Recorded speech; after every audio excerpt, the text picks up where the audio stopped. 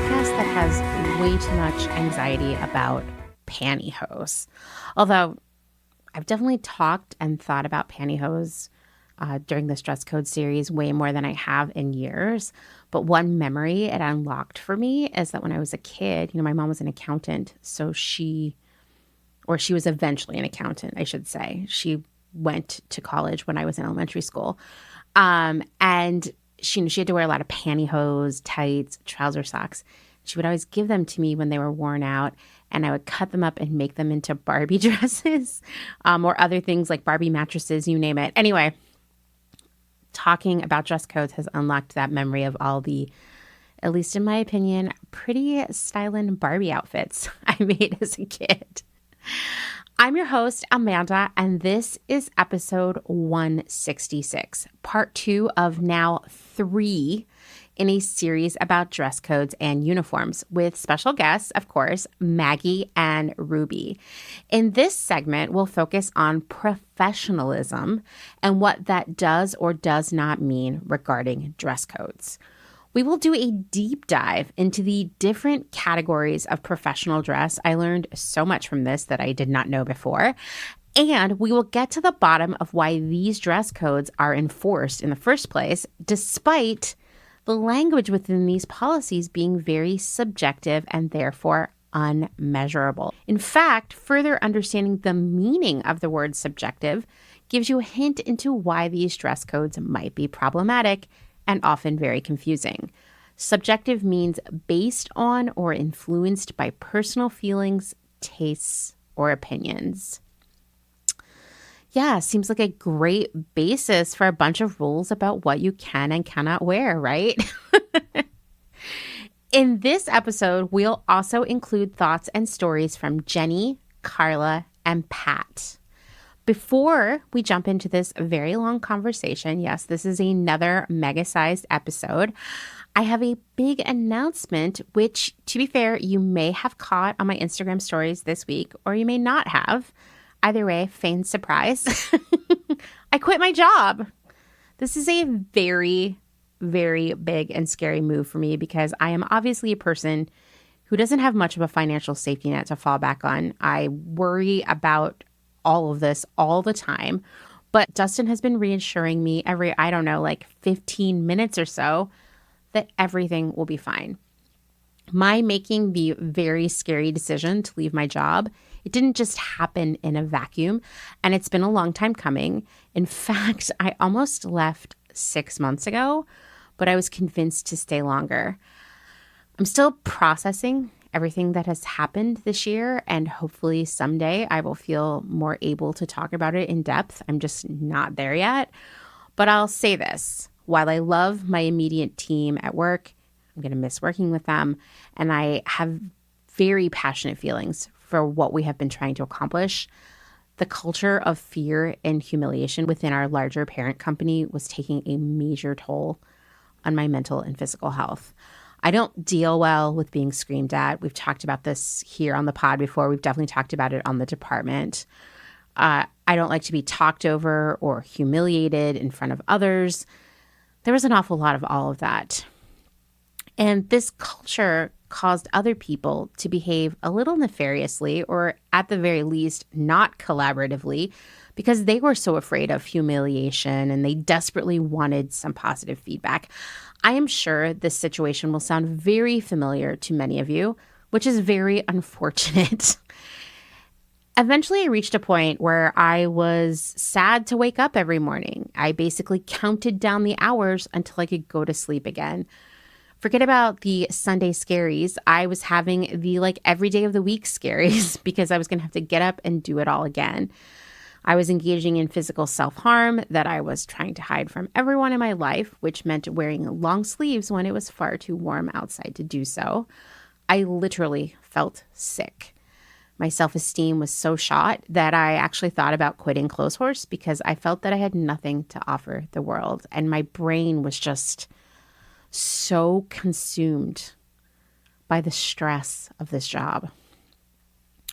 Dustin and I began having conversations about next steps in our life, specifically focused on my leaving my job.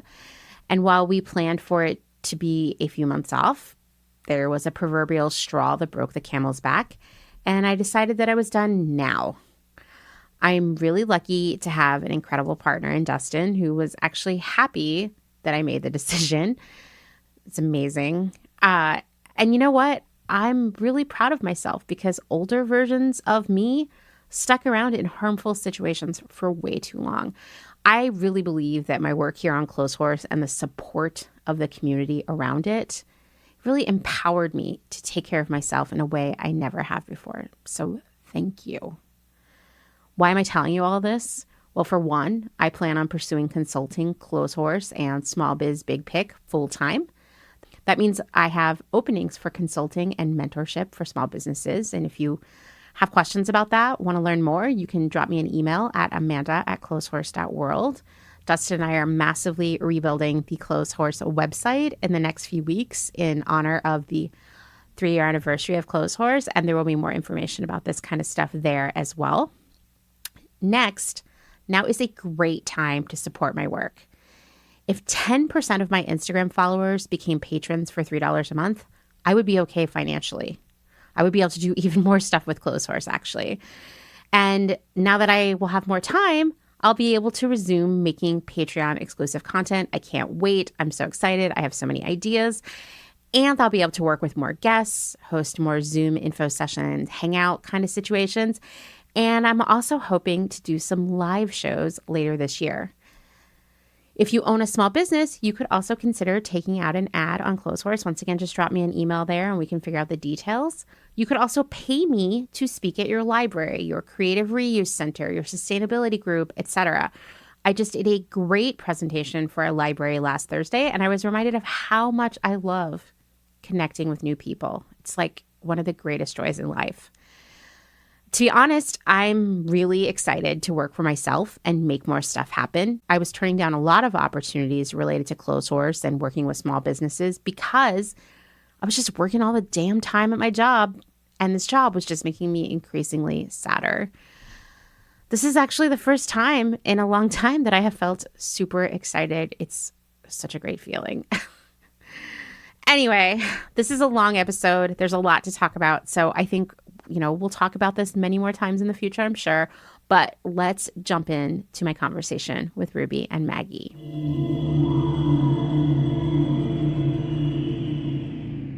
Let's talk about a word that comes up all the time when we talk about dress codes, especially work dress codes.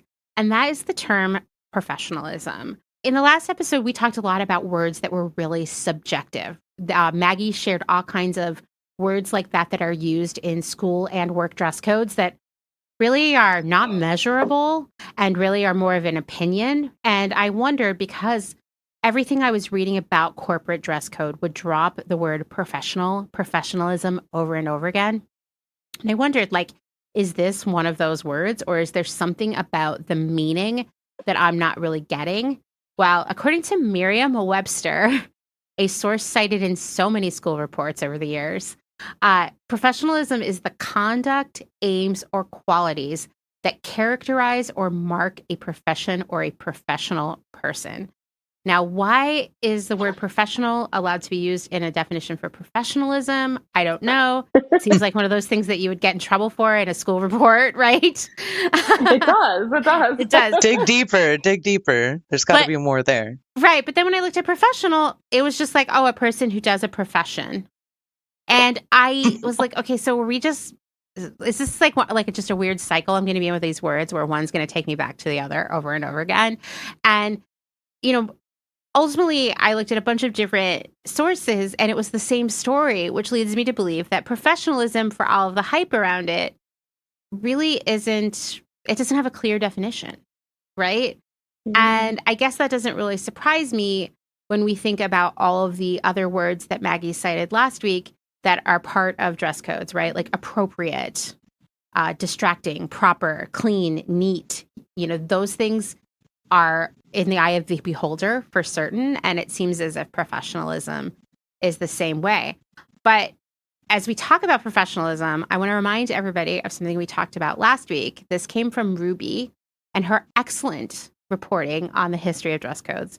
She said there are 4 elements in every outfit, basically, and this applies to dress codes as well: status, power, sex, or really, for our purposes, gender, and personality. And I think when you start to consider those words, when we talk about professionalism, you start to see what's really happening here. Now, the definition I read of professionalism would imply, perhaps, that professionalism is based on behavior, like how you carry yourself, right? How you communicate with others, how you treat others, the quality of your work, which you would think would be probably the most important part of professionalism, would being knowledgeable and skilled at your job and working hard, right? And then ethics and values, you would also think would be a big part of professionalism, like sticking to your deals, not treating partners poorly, working together collaboratively, that kind of thing. But that's not really what we're talking about when we talk about dress codes and them being sort of a reflection of professionalism. I just wanted to piggyback off of what you were saying about the definition of professionalism and how it's always kind of this like moving target, right? I think it's one of those words that's used, especially within dress codes, to like assert power, right? Which is one of the like power and status really come into play, I think, with professionalism in particular, and also sex and gender, but we're going to probably talk about that this whole episode. But it's like people with status and power enforcing expectations on people with less power and less status. I mean, status comes up time and time again in all the reading I did about dress codes. And we're going to, in a few, share Indeed's Guide to Business Attire, where status is so intensely implied that's like, that's what this is really all about. Definitely. So the quote that I pulled from Dress Codes by Richard Thompson Ford, it has to do with women in the workplace specifically. And he talks about, when we're talking about like patriarchy and dominance of, like the masculine over the feminine and how that plays out in our culture. He actually ties it back to this concept of Eve and original sin, which is really kind of interesting. But I guess if you think about like school dress codes and how that gets enforced, especially in like religious schools, that kind of makes sense, that like it's always the woman's fault.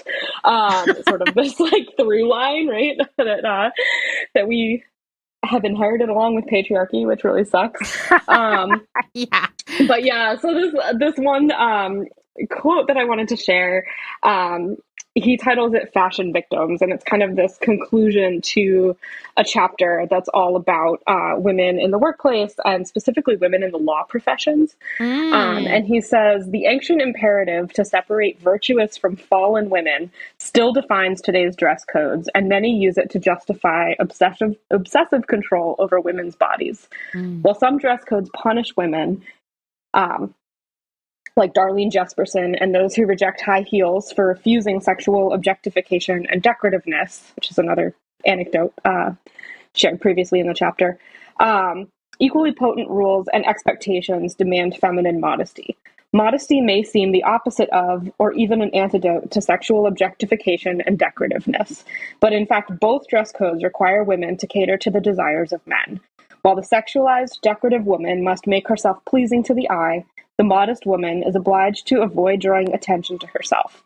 The demands of decorativeness and modesty are opposite sides of a single patriarchal coin, which the modern woman must balance on its edge. I thought that just like speaks so concisely to the struggle that we've been voicing so much in the previous episode, and I'm sure we're going to dive a lot deeper in to this episode as well, especially with the stories that listeners shared.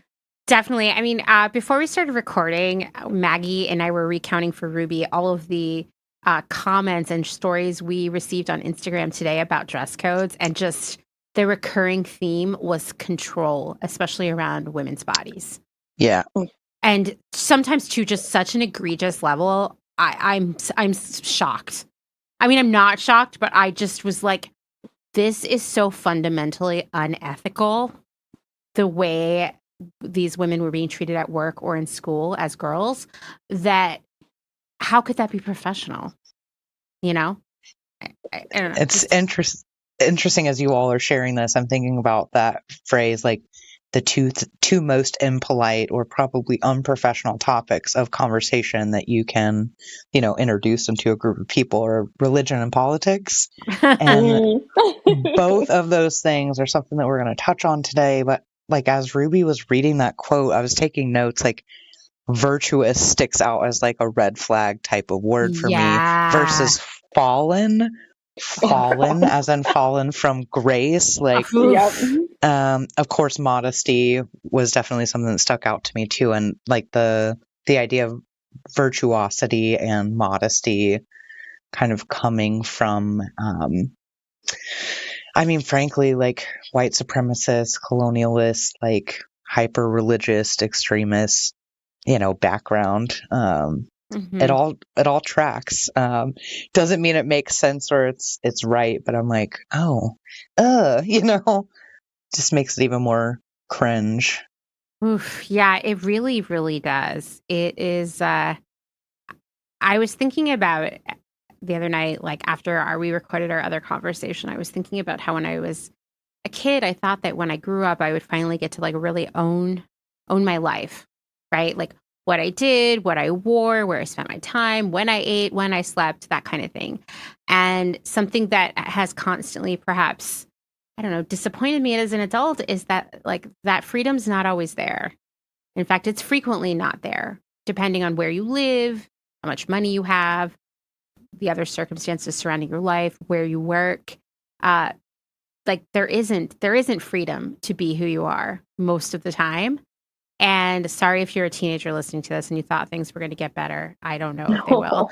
But, like I think when we talk about dress codes as adults, you start to see that, no, you don't get to wear what you want to work necessarily or to be super comfortable. And even I've worked in fashion my whole career. So ostensibly I could wear whatever I wanted to work anytime. But really, that wasn't true. I had to dress for a role every day. Not what I was feeling like wearing that day or what was most comfortable to me, like physically or like emotionally. And I think I didn't even have to wear pantyhose or any of these other just like really archaic policies around clothing. I could probably have shown my bra strap if I wanted to. Apparently that is like one of the worst things you can do in school based on all the Instagram chatter today.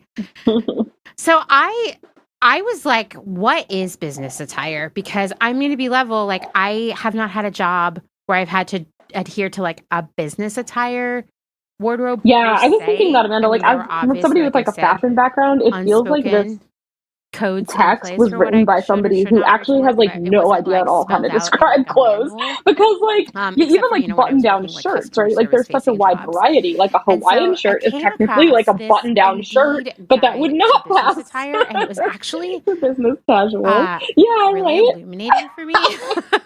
And I have a lot of questions, and I noticed someone went in here and underlined some of the words, and even fiber content too. I think plays a really important role, right? Like there's a huge difference between I was having, like a polyester suit that you found, at like Burlington Coat Factory and like a bespoke wool suit from like Xenia or something, like there's just there's such a range. You knew this. There was one in here specifically that I had never heard of before. Totally. But the one I have heard is casual business attire. And the quote from Indeed is, "You might wear casual clothing if you work in an informal office where others wear things like t-shirts, jeans, and," here's the one that really blows people's minds, "open-toed shoes.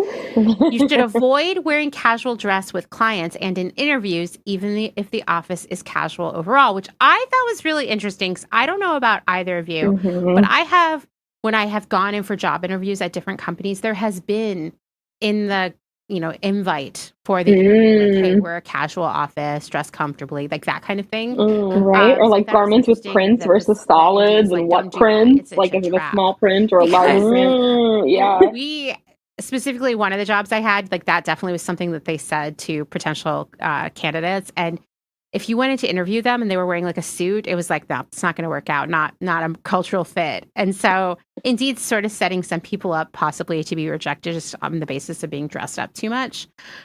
But According to Indeed, casual dress includes items like t-shirts, button-down shirts, which I thought was interesting because to me, and I see that you underline this, Maggie, to me that's like more dressed up. Blouses and sweaters on top. Bottoms might include jeans, khakis. This is not going to be the first time we talk about khakis today. Linen pants, cropped pants, or shorts.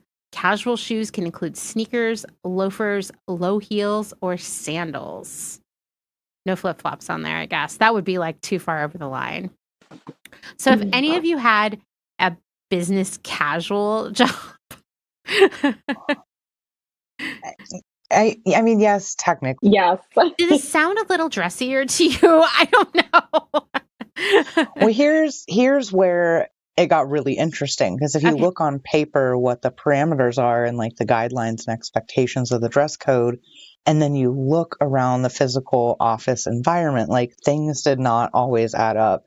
As soon as you said flip-flops, I was like, oh, I'm about to pop up out of my chair, because that was like one of my biggest frustrations with the quote-unquote business casual environment in which I worked. Like, I really made a concerted effort to embody that quote-unquote professional appearance, right? Like, really sticking to the guidance in terms of what business casual is usually defined as.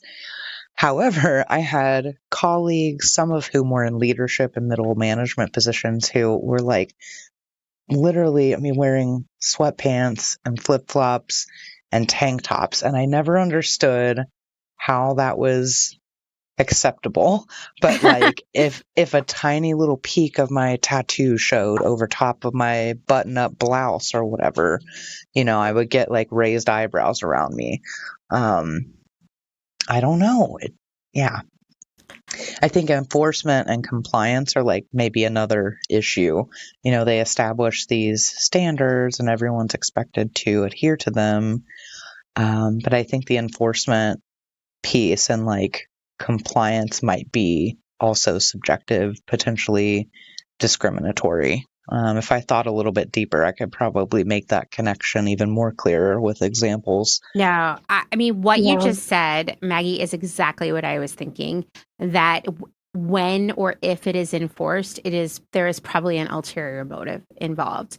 I noticed a recurring theme as people were talking on Instagram today about dress codes is it was sort of like, you might not be targeted for dress code violation in school or at work if people liked you or there was nothing about you that they found like that they didn't have any subconscious biases towards, right?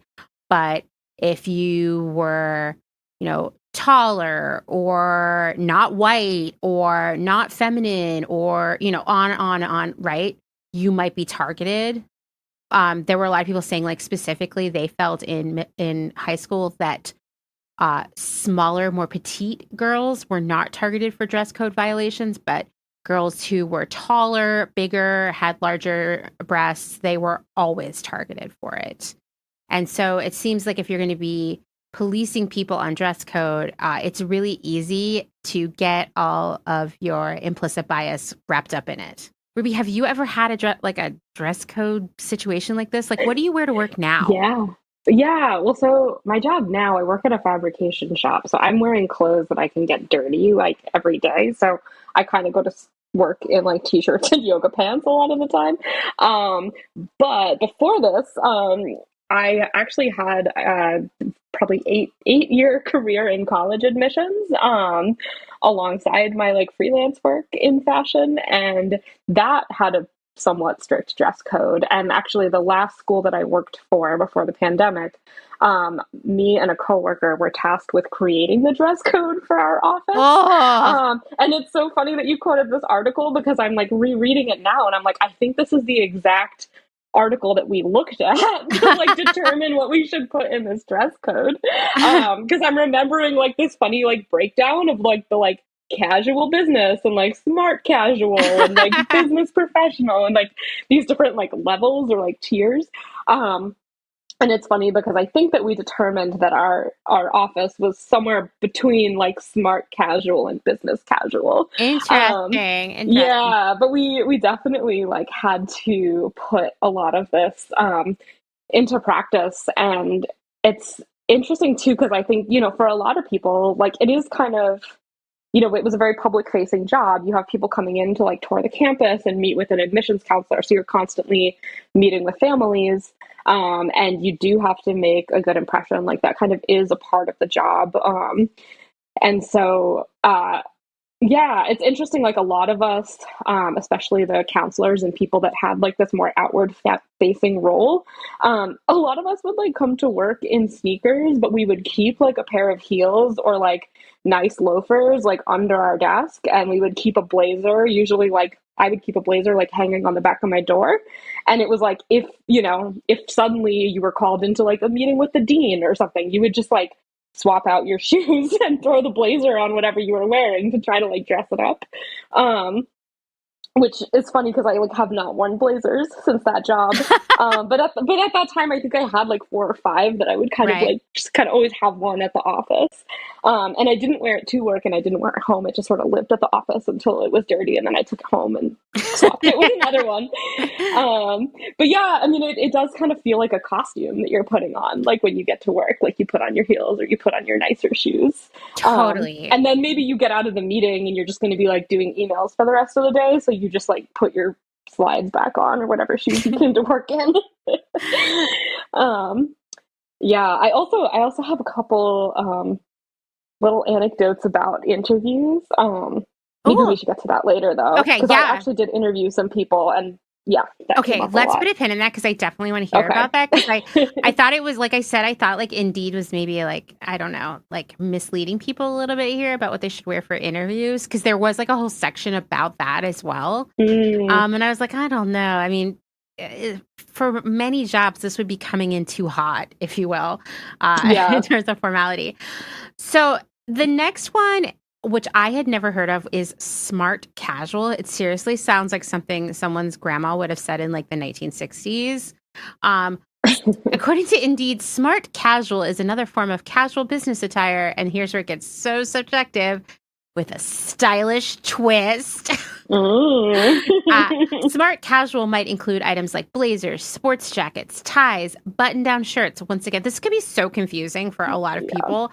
Collared shirts, dresses, sweaters, trousers, khakis, skirts, blouses, heels, flats, dress shoes, clean sneakers, like what? Jewelry, belts, and scarves. So you can wear more accessories, I guess, with smart casual. You can wear belts. You can wear belts, but before, no belts, no scarves. The clean sneakers thing gives me like anxiety because cleaning sneakers is really hard sometimes. Yeah. And once again, like the likelihood of you getting in trouble for having dirty sneakers at work is really based on either like how much of an asshole your boss is or how much your HR person or manager wants to get rid of you. I think. Totally. And also I think like your marginalized status, right? Like people are probably more likely to notice dirty sneakers on someone who already doesn't, I guess, fit the like white supremacist ideal mold of like what an ideal employee is or something, right? Like I think there's so much more scrutiny. Absolutely. It made me think too with casual business attire, like the implication of specifying clean sneakers with smart casual means that you can wear totally dirty ones in a casual business environment. And like that's totally on brand. Like just come on in, they're like covered with mud and you like stepped in dog poop, but like no one cares. Yeah. No, I know. It's really, these are so silly. On the class side of things, I was thinking about commuters who may or may not take public transit, like there's some walking to get to where they're going. And I mean, shoes just by virtue of being worn in those environments. Then you might add on weather like rain and, slush in wintertime. Like keeping sneakers clean is like, that's peak privilege. That's why you keep them under the desk. That's why we all did that. We were living in Philadelphia. Like everybody took transit to work. I mean, I living in Center City. I have snow boots, rain boots, outdoor shoes versus indoor shoes for sure. Whereas like here in Austin, it's such a driving culture. Like, and plus, our weather here is pretty much mostly the same all the time. You don't see that. Like, I don't see people bringing a spare pair of shoes to work because they're not going to be walking that far. Interesting.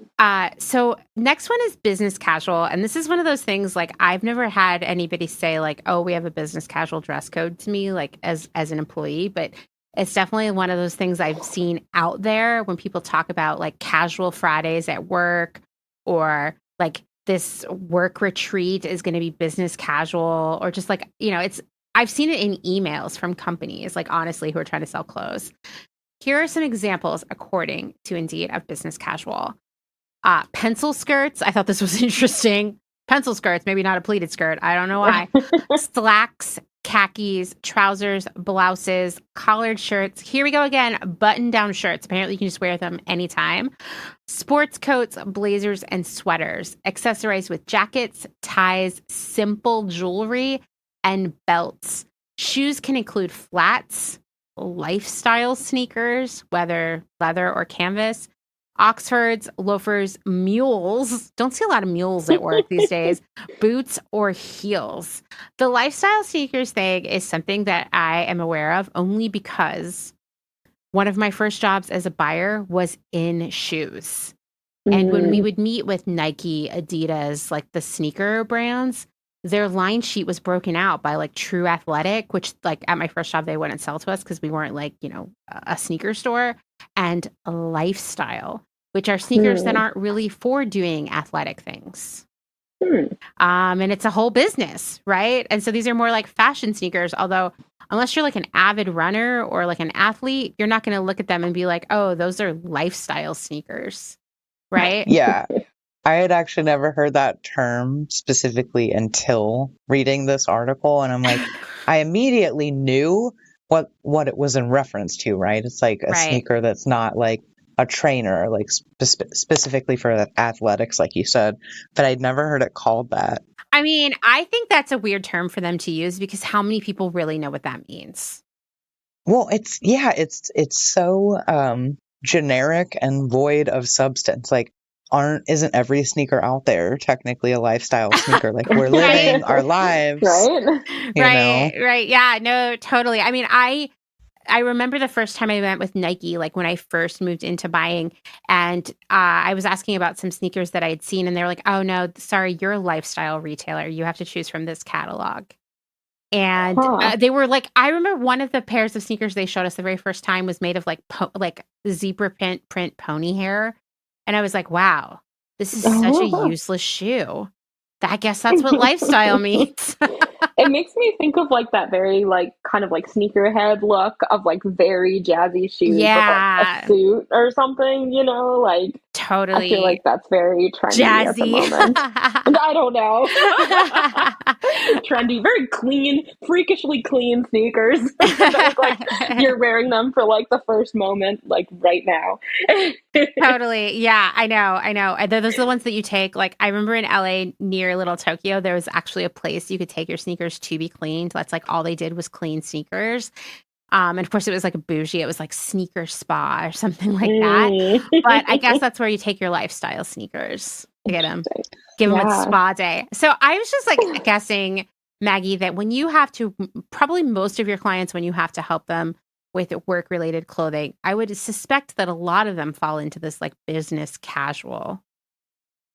Yeah. Something else that stuck out to me, though, I don't know if you all realized it. You mentioned confusion. So just on that note, we have casual business and we have business casual. I know. I had made a typo when I was working on this, and I was like, nope, that's what they say. So in casual business, casual sort of leads, I suppose, or takes, priority. Whereas in business casual, maybe, the ratio is more skewed towards business. So yes, I mean, it is perpetual confusion with my clients. It's how do I do this? How do I navigate this? Like, while also still, like feeling authentically me. How do I adhere to these rules when they don't even follow any kind of line of logic? Like, I'm looking at these notes, and as people are listening, maybe they're picking these things up too. Like some of the same elements, like garment styles that are listed under casual business are also listed under smart casual, are also listed under business casual. So like button-down shirts, for example, you see make an appearance in all of these different spaces, these different, rules. Blouses, okay. We see blouses also in all of those categories. Then there's this other, I made a note of this, like pants versus slacks versus trousers. Hello. Like, what are the delineations? Like, I don't know. Like, no wonder people are confused. And I mean, my advice always with clients is like, let's solve for the authenticity piece first. Mm-hmm. And if there are like tweaks and adjustments that need to be made to sort of like, protect their physical and psychological safety at work, that's really freaking important. Mm-hmm. But also, compliance, if it's really strict, how do we walk that line? That's my favorite space, is like, okay, here's the rules.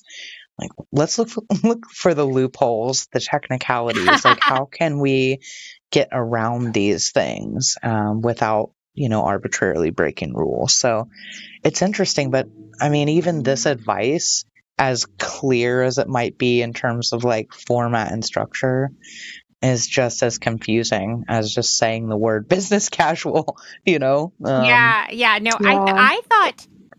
I thought this was very confusing. For example, dresses, right? So dresses are mentioned as part of smart casual and as part of business casual. But the thing about dresses is that we all know that dresses can come in a really wide spectrum. Like, for example, one of my coworkers last week was wearing this cute, just sort of like pretty basic knit black spaghetti strap dress. And I was like, oh, you look so cute. Where did you get your dress? And she said, Cabela's. And I said, wait, no, but like, where did you really get it? I don't know if do both of you know what Cabela's is. Yes. It's like Sporting outdoors. goods It's like store, an yeah. outdoor store, right? Like, but more for hunting and fishing. Yes. And I was like, wait, really? And she's like, yeah. I was like, okay. But like, and it was like, we have a very casual office, right? So I was like, yeah, it would be fine for, not that I'm ever going to write someone up for dress code. Sorry, like not that person. But it would make sense in a casual workplace. But if your place is more like business casual, I feel like probably like a t-shirt dress isn't okay. Right? Yeah. They probably are looking for something woven. Yeah, I was thinking that, Amanda, like as from somebody with like a fashion background, it feels like this text was written by somebody who actually has like no idea at all how to describe clothes. Oh, because like totally. even like button-down shirts, right? Like there's such a wide variety. Like a Hawaiian shirt is technically like a button-down shirt, God. but that would not pass. Ruby, right. I immediately went to a Hawaiian shirt in my mind. That is so funny. I was like, that's like a spectrum, right? There's Hawaiian shirts and Western shirts and denim shirts. And even fiber content too, I think plays a really important role, right? Like there's a huge difference between like a polyester suit that you found, at like Burlington Coat Factory and like a bespoke wool suit from like Xenia or something, like there's just there's such a range. Even to go more basic, there's like a big difference between knit pants and woven pants, right? In terms of like their perceived, I don't know, casualness, right? Or even how they would look. Like think if someone came to work wearing like drop crotch joggers, well, those are pants. I guess they're not trousers, right? But like, where do those fit in here? I mean, even khakis could be, just your straightforward like twill pants, but they could have cargo pockets. And does that make them less casual? Or there was a trend for a while where it seemed like guys who worked in like advertising in Portland would wear like salmon colored chinos. Like, is that business casual? Is that casual business? I don't know. Yeah. I mean, okay. It's interesting that you bring that up too, because as I was reading this, and I think you're so right, Ruby, that like it's that whoever wrote this doesn't know anything about clothes. I'm so terrible. But there is a big perception in terms of the formality or like, I don't know, professionalism of prints versus solids. And so I assume when I'm reading this that people are talking about solids. Because there's a lot of, I don't know, like prints have been really gendered. And as we know, the great masculine denunciation has really steered business attire in this century. It's just like going strong. And I would assume that prints wouldn't be a part of that. Like maybe a little bit of like a fine plaid or a fine houndstooth or something, but not like a floral print, not Totally. like bunnies all over it, like not conversational prints as they're called. We at ModCloth, we got a lot of asks for wear to work clothing. And I manages the dresses team then. And I said like to my team, I was like, I don't know what that means. Like, honestly, like I have only ever dressed like a wild, eccentric person to go to work. Like what does that mean? And we had to do all this reading and research. And one of the big things was like, for women specifically, it was like solid colored dresses that with arm coverage, knee length, not bodycon, but not like diaphanous and flowy, no ruffles, really like no detailing, like maybe a tie neck, maybe, but like not, like appliques or lace trim or puff sleeves or anything like that. And that was really eye-opening for me. I'm starting to think about this. I feel like there's a metaphor here. So in a previous episode, was not the last one we did on dress codes, maybe a couple episodes back, we talked about hard pants, which is a term that's come out of the pandemic. So if we're thinking about this like spectrum of formality, knits to wovens, if there's a correlation there, like structure, aka stiffness, is present in a woven or like a bespoke suit, even certain blazers, versus a knit, which has more movement and like lays more softly on the body, moves with the body. So I'm thinking about like stiffness in terms of corporate culture and just like the visual takeaway as you like scan an environment like that. It's like corporate, stuffy, like buttoned up, maybe there is some connection there to like, I don't know. I mean, physical discomfort comes to mind. Like knits are way more friendly to the body to wear a lot of times than a woven, with all that structure. But yeah, like I'm picturing an infographic, like a scale of casual to formal and like fiber content, right? Shared across that spectrum. As well as discomfort. Like I think you hit on something there that like you can't be too comfortable to work, which when you say it out loud is incredibly terrible. It's so awful. It's so awful, right?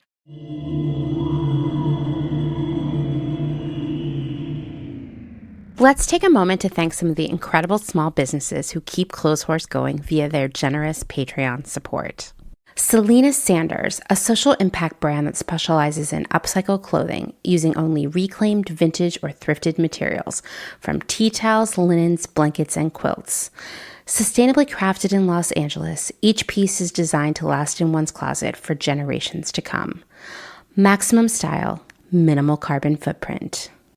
Shift Clothing out of beautiful Astoria, Oregon, with a focus on natural fibers, simple hardworking designs, and putting fat people first. Discover more at shiftwheeler.com. Late to the party, creating one-of-a-kind statement clothing from vintage, salvaged, and thrifted textiles. They hope to tap into the dreamy memories we all hold. Floral curtains, a childhood dress, the wallpaper in your best friend's rec room. All while creating modern, sustainable garments that you'll love wearing and have for years to come. Late to the Party is passionate about celebrating and preserving textiles, the memories they hold, and the stories they have yet to tell. Check them out on Instagram at Late to the Party People.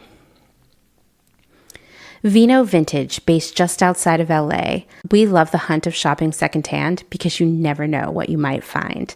Catch us at flea markets around Southern California by following us on Instagram at vino.vintage so you don't miss our next event. Gabriela Antonis is a visual artist, an upcycler, and a fashion designer. But Gabriella Antonis is also a feminist micro-business with radical ideals. She's the one-woman band trying to help you understand why slow fashion is what the world needs. If you find yourself in New Orleans, Louisiana, you may buy her ready-to-wear upcycled garments in person at the store Slow Down at 2855 Magazine Street. Slow Down NOLA only sells vintage and slow fashion from local designers, and Gabriella's garments are guaranteed to be in stock in person, but they also have a website so you may support this woman-owned and run business from wherever you are.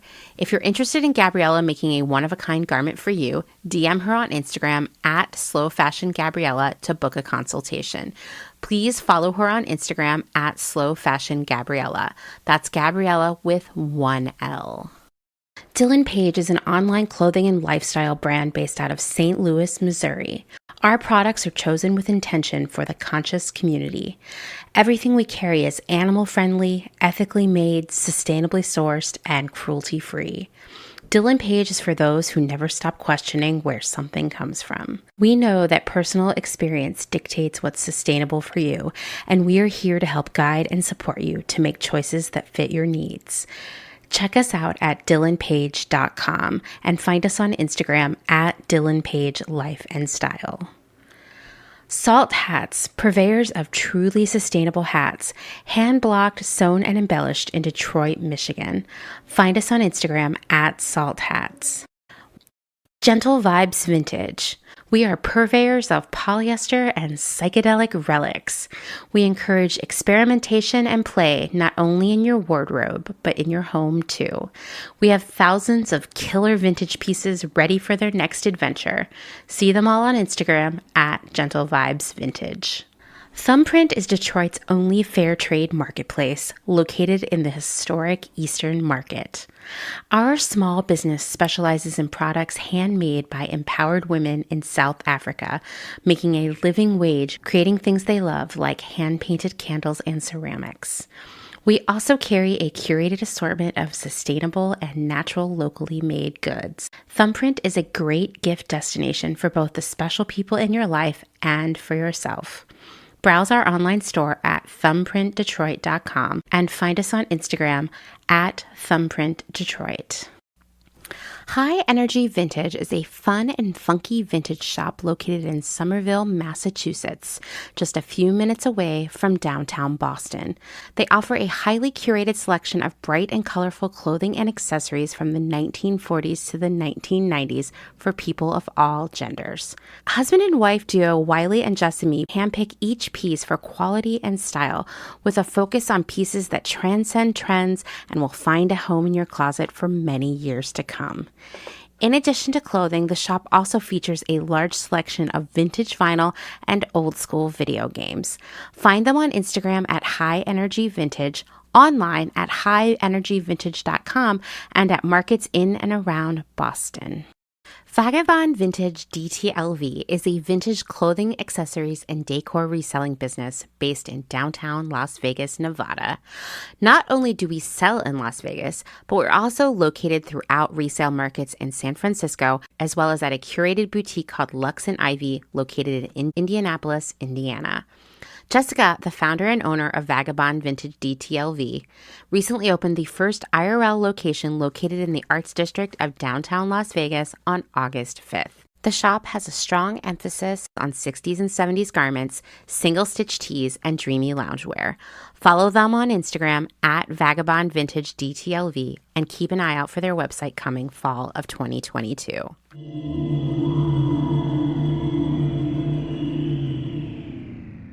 I was thinking again about that spectrum of like casual to formal and discomfort and the stiffness piece, like even down to the footwear. Like we'll see flats in more casual environments, but like the more formal you go, like the higher the heel, which equates to presumably more discomfort as well. I mean, I will tell you, until basically the pandemic, wore high heels to work every day. And sometimes like really wild, like platform high heels that may be like 6 inches taller. Did that for years. Wow. And I will tell you, guess what happened? I got bunions. Mm. And I got, what is that? Plantar fasciitis. I don't know if you've ever had that too. Oh, yeah. Inflammation of the bottom of your feet, basically. So it's like so silly to me that like to be professional, you have to damage your feet. Like what? Yeah. But when we talk about the most uncomfortable of it all, it is business professional, which I think that's so funny. Like all these other business attires were not professional, but now we're finally there with business professional. And this is definitely what you think of when you think of lawyers and bankers. We're talking about tidy dresses. This is the word that Indeed used, tidy. Which is such a weird, I don't even know what a tidy dress is. If either of you know, let me know. Slacks, skirts, slacks again, according to Indeed might want to fix this.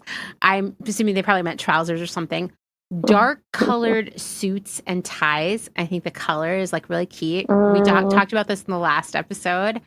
Business professional tops include neat button-down shirts, so I'm guessing not Hawaiian shirts, or blouses with a blazer. Business professional shoes include heels, loafers, or flats. You can accessorize with minimal jewelry and belts. Allowed to have belts again. That's great. Okay. You got to hold up your pants. You got to hold up your pants somehow, right? And I mean, this is definitely like when we think of like business clothes, this is what, I mean, I think this is what the average person pictures. And I am proud to say I've never had a job where I had to dress like this. Years ago, when Nasty Gal went bankrupt and I didn't have a job, and neither did my friend Kim, we both interviewed, because there are not a lot of great options in LA. We both interviewed with Ross, like Ross Dress for Less, and apparently their buyers make a bank. Like they get paid so much more than like I've ever made in my career. But they dress like actual business professional. And I was having so much anxiety about this. I was like, what if I get called in for an interview? Like, what am I going to do? I literally don't have anything. And then what if I get a job and I only have one outfit? Like, what will happen? You know, like really fretting about this. The first couple rounds of interviews are really weird and like a video, but like not even in person. They have like a portal and you record yourself answering questions. It's horrible. And fortunately, I never made it past that. What a relief. That's interesting to me too, because if you've ever been in a Ross, the clothes available at Ross are definitely not business professional. Who are wearing like that level. I know. Yeah. It is interesting when I go to trade shows, like whether it's like for the job I have right now, it's more like gift related or apparel in the past, you see all spectrums of buyers there. So I've been the one where everybody I'm with is dressed like wild and hip and trendy or weird, whatever. But you'll walk right next to someone who is like straight up in like a navy suit. It's like and business casual in between. You know, lots of people in blouses. You know, tucked in, looking neat. And then my team with like holes in the butts of their jeans and stuff. And definitely bra straps hanging out. But it is interesting, like just to be working alongside as a peer with people who have to dress more. And in my opinion, like it's so formal, you know? Have you either of you had a job where you had to dress this professional? No. I mean, I will say there were times in admissions where we did have to kind of like dress nicer than our average day to day. And it was usually like for a very, for a big meeting with like the university president maybe, or, sometimes like certain events we would go to, there was like an expectation to dress a little nicer. But I mean, kind of similarly to you, Amanda, like I was working for an art school, so like we were a lot looser with our dress code. Right. But I would definitely be at like admissions fairs, and there would be admissions counselors from like Stanford or Harvard or whatever, like, at a couple booths down, and they would be like, dressed to the nines because they're recruiting for like law school, you know, but I felt like I had permission to be a little more artsy and funky because I'm like recruiting people to come do like photography programs and like, you know, maybe like architecture, like fashion and stuff. So it was a little looser for us. But yeah, I don't know what I would do if I had to dress like that formal. I'm trying to think. So, like, state government, like I said, I worked in several different agencies and offices. This was in the rural South, by the way. I think that's important for context. So I worked inside of an office of legal services. So, like, my boss and my coworkers were lawyers, right, who adhered to that very traditional, down to like pantyhose, which I know we'll talk about later. Very much dark colors, like solid, pretty subdued, like corporate structured. But we had a business casual dress code in the office. But for cases like when we had to go into legislative session or appear in front of a judge or the court or whatever, we had to, you know, there was the expectation that we would elevate a bit for that environment. But as you all were sharing about stories around job interviews, like I have an example from like the other side of the spectrum. So there's always this concern, like, you know, this isn't professional enough. Am I showing up, you know, as professional as I can? Am I going to land the right impression? I interviewed for like a big box drugstore retailer, probably 20 years ago. I was kind of fresh out of college, and one of the pieces of feedback I received, like I didn't make it through to the next round, but the supervisor, the hiring manager was like, "You did great." And one thing that stuck out to me was like, "I think you were a bit overdressed," which let me tell you, I remember what I was wearing. It was like a black knit mock neck, short sleeve turtleneck and like plaid trousers and some pointy toed flats. What? It was like pretty casual. Yeah. But the role itself was like, some of it involved inventory management and stocking. So it was one of those situations like you, Ruby, like probably a t-shirt and yoga pants would have been like more appropriate, you know, on the job. But this was an interview. Like, I'm not gonna, I don't know, I'm not gonna show up in, I don't know, jeans. It just, you know, wasn't my style. Well, and it's like you're wearing a tuxedo. This is wild to me. That would be right, or like a formal gown or something. I know. Like, yeah, you know. Yeah. I have a similar interview story, Maggie. When I was on the other side of it. I was on a hiring team, and we were looking to hire more people to join our admissions team. And there were two interviews that stuck out. The first one, actually, this one I wasn't hiring for. This one I recommended a friend to apply for a position at the company I was working for, and they didn't get the job. And I heard later through the grapevine, kind of in this very like rude, whispery way, that the reason they were otherwise very qualified, but the reason they hadn't gotten the job was because they showed up to the interview in shorts. And I don't know if that's true or not, but I was just like, oh man, you know, like that's a really harsh criticism, you know, to be like, oh, they would have gotten it except for this. It's like, oh, like, okay.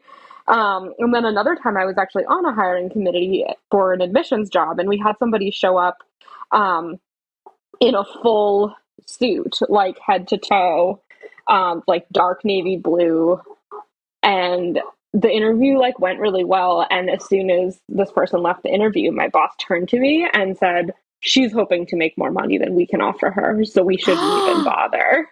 Wow. Yeah. Just like purely based on the suit. She was like, if she has that suit, she wants to make more money than we are going to pay. That is wild because often, you know, in college, it's sort of like when you graduate, you need to buy a suit. Right. And a lot of my friends' parents bought them suits as sort of like a graduation gift. Like, now you're going out and you're going to get a job. Right. So I find that really offensive. Not that I was me too. Interview, but yeah, right? No, me too. I thought that was like kind of an egregious assumption that like this person has a lot of money or has this expectation from this job. Like clearly she was just trying to put her best foot forward, I mean, you Yeah. may have read this Indeed Guide to Business Attire, but says that you should dress up even if the office is casual for the interview. So totally. Well, and apparently shorts is way too casual. Too casual, I mean, I right? guess to me it's like what kind of shorts, Like Yeah, right? No, I thought that too. I was like, was it shorts or was it like a culotte situation? exactly. Or It was like a who blazer or knows? something. Yeah.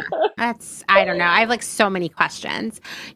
As you were talking, it made me think about a time that I interviewed. It was at Nasty Gal. So the fun thing about I don't know. I will just say I think we all have experienced this in our lives in a variety of different scenarios. That there are so many red flags sometimes that you refuse to acknowledge. And then later you're like, oh, those were red flags, weren't they? So I actually interviewed at Nasty Gal twice in a 3-month period. And I should not have taken that job. It was horrible. But the first time I interviewed there, it was fine. I went in wearing clothes from Nasty Gal because that's what you do when you work in the industry. You wear clothes from the retailer. That's the dress code, right? Yeah. And I remember specifically that I was wearing like this black jumpsuit and I had on a bolo tie and I had this like faux fur coat and really huge platform heeled shoes. And that was not how I dressed to work at ModCloth, where I dressed in ModCloth clothes. And the interview was like fine, although like to be honest, the people who interviewed me I found to be very unpleasant. And then no one ever responded to my emails ever again. They completely ghosted me. And a couple months later, my friend Sherry got hired there. And, they were looking for someone to manage the apparel team. And she said, well, you interviewed my friend Amanda, but then you ghosted her. Like, she's probably the most experienced person in LA right now. You should hire her. And they were like, oh, we did interview her? And then the other person was like, oh, yeah, no, she's the one who looked just like she worked at ModCloth.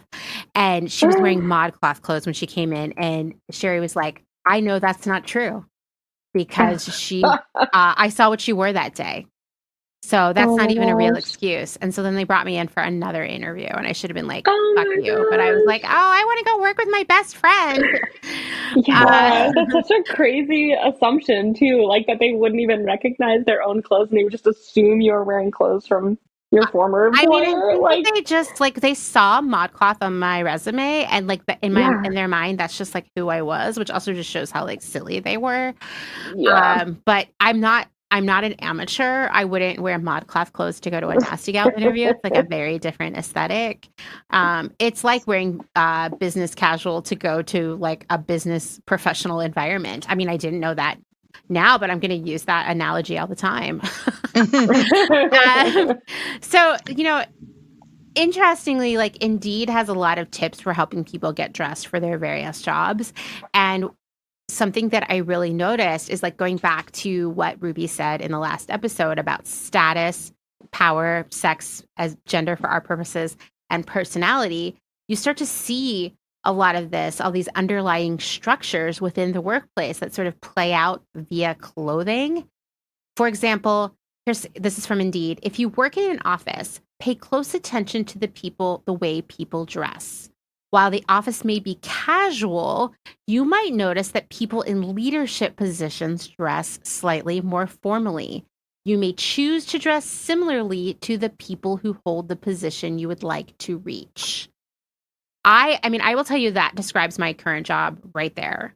Whereas like people who are in like lower level positions within the office will come to work in leggings maybe, right?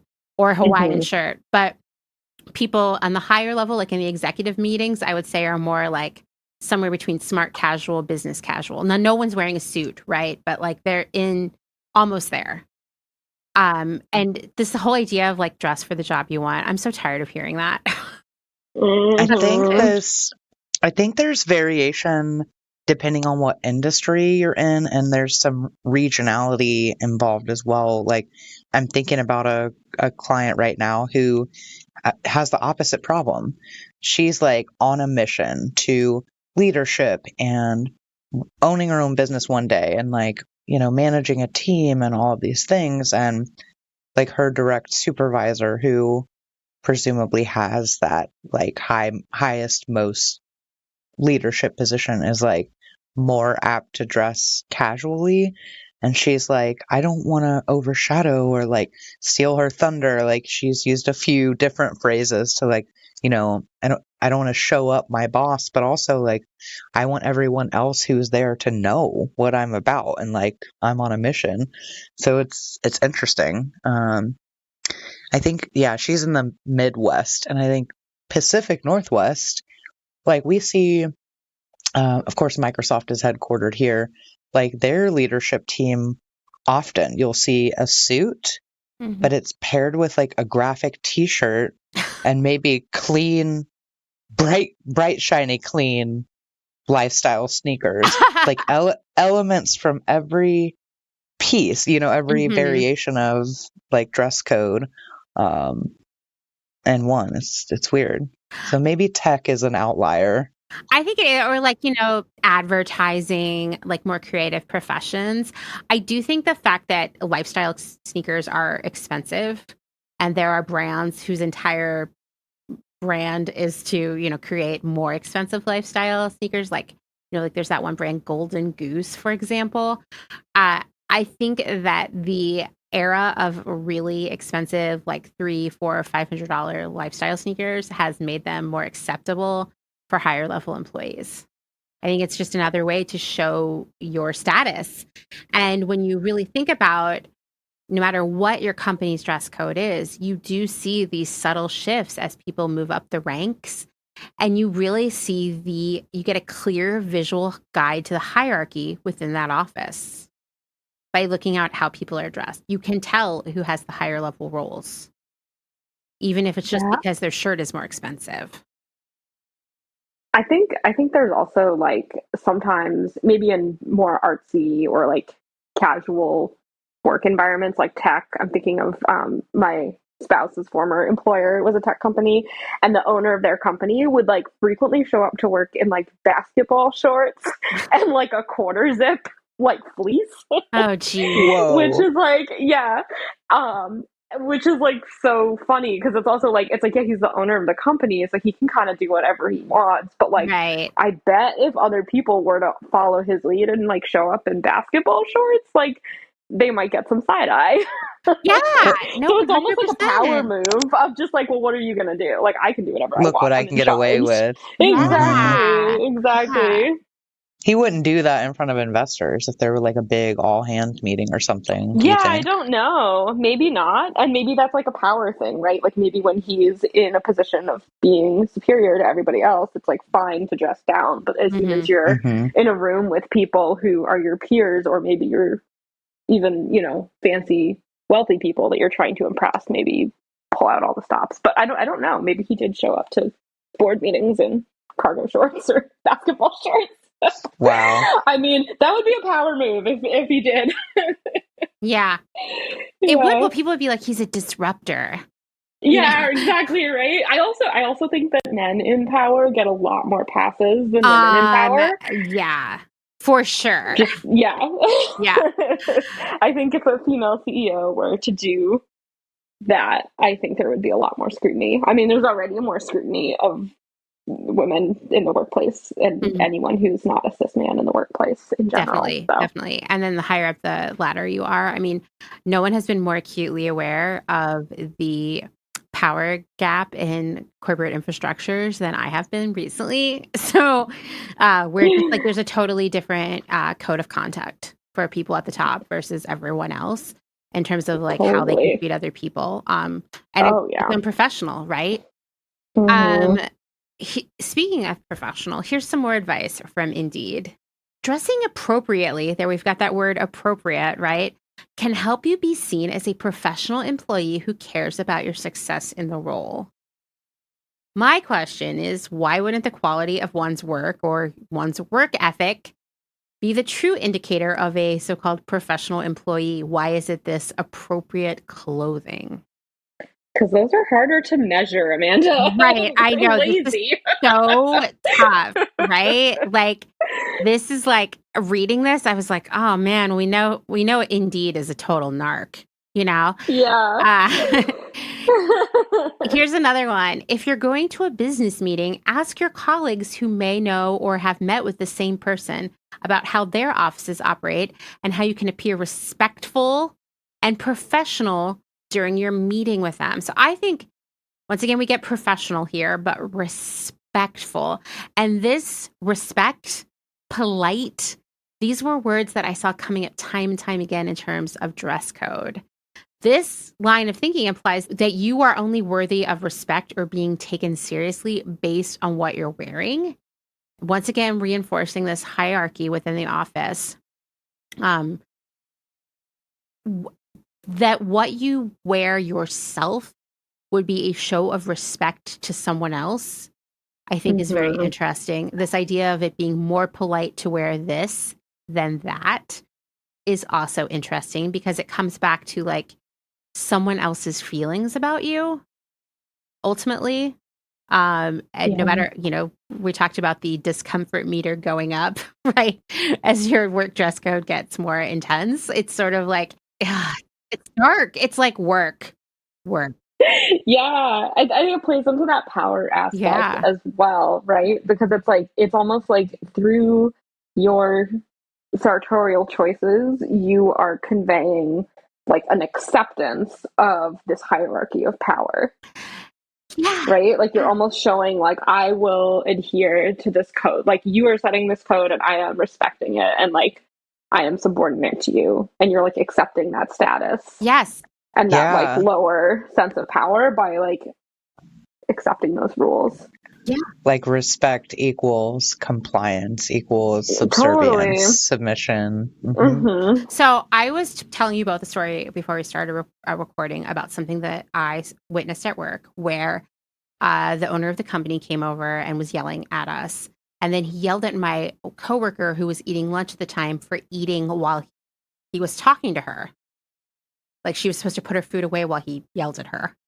And she said, like later, obviously she did not say this at the time. She said, I can't believe he said that to me because there have been so many times where we have been in a meeting with him where he's walked away to go in the kitchen to get food and then come back and like literally like made a sandwich or something in the middle of the meeting while you were talking.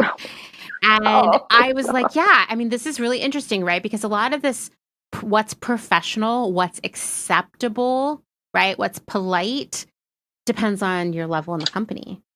It's all, once again, it goes back to power structures. And what is professional for us versus them is really related to what your role is within that company. Like if I came into work and slammed a door and started screaming at someone, I would probably get in trouble. But if the CEO does that, well, that's okay. They're the CEO. And they can come in basketball shorts too, but I probably can't. And so it just... I mean, honestly, I think we're all saying that like everyone should just quit their jobs. Is that what we're saying here? I don't know. No, but it just really points to, these power structures that exist between workplaces. And, it's interesting. I remember like 6 months ago, maybe a little bit longer, saying to my husband, I said, after only working for myself from 2020 until late 2021, I forgot about the power structures that exist in a lot of corporate environments. Where you have to let someone be mean to you or cut you off or talk down to you or just like fundamentally like talk over you. And you have to like accept it with a smile because of the power structures that are in place. And that I'd kind of forgotten about that after like close to 2 years of just hanging around Dustin all the time and no one else, Oh my God. And I was like, it's painful when you've been out of it and go back into it. You're like, this sucks. Why is this okay? And I think a lot of dress code really ties back to that as well. So I found a really great 2015 piece called, and which I could literally read this whole thing to you all, but it would be annoying. So you should read it. It's going to be linked in the show notes. It's called, You Call It Professionalism. I Call It Oppression in a Three-Piece Suit by Carmen Rios. In my opinion, it is one of the best things that has been on the internet about dress codes because I've read an awful lot. Sorry, indeed. And I have a little bit of a long passage that I'm going to read here, and I apologize, but I do feel empowered to do it because I've already gotten Ruby to agree to read some of the messages from listeners. So I'll have to do less reading this week. Dress codes make room to turn a lot of isms into policies, especially since typical standards of professional dress are at the core racist, sexist, classist, and xenophobic. For workers who come from a non-Western background, for example, workplace dress codes can invisibilize them. What folks see as professional garb rarely encompasses non-Western dress. For Rastafarian or Muslim employees, dressing or appearing in line with your faith becomes a vulnerability. Employers might be critical of dreadlocks or religious accessories or symbols, which puts those particular non-white workers in a disadvantaged position to move ahead in their professional lives. Women of color, meanwhile, still face objections to their own natural hair in the workplace. It can also be burdensome to subscribe to a dress code when it means subscribing to a gender binary that doesn't speak to your experiences. More femme-identified men might have trouble striking a balance between what's professional and what feels right, and androgynous or genderqueer folk might be forced to dress in a more binary and consequently oppressive way. Women face a unique conundrum, namely that they can't be seen as too feminine or too masculine, and that different occasions call for different apparel. So the person who wrote this works in DC. And so I just wanted to jump in and say that as I continue. I remember being told once that I should wear pants, not a skirt, to the Hill, meaning Capitol Hill, as if wearing a dress or skirt somehow undermined me as a worker in a historically male institution.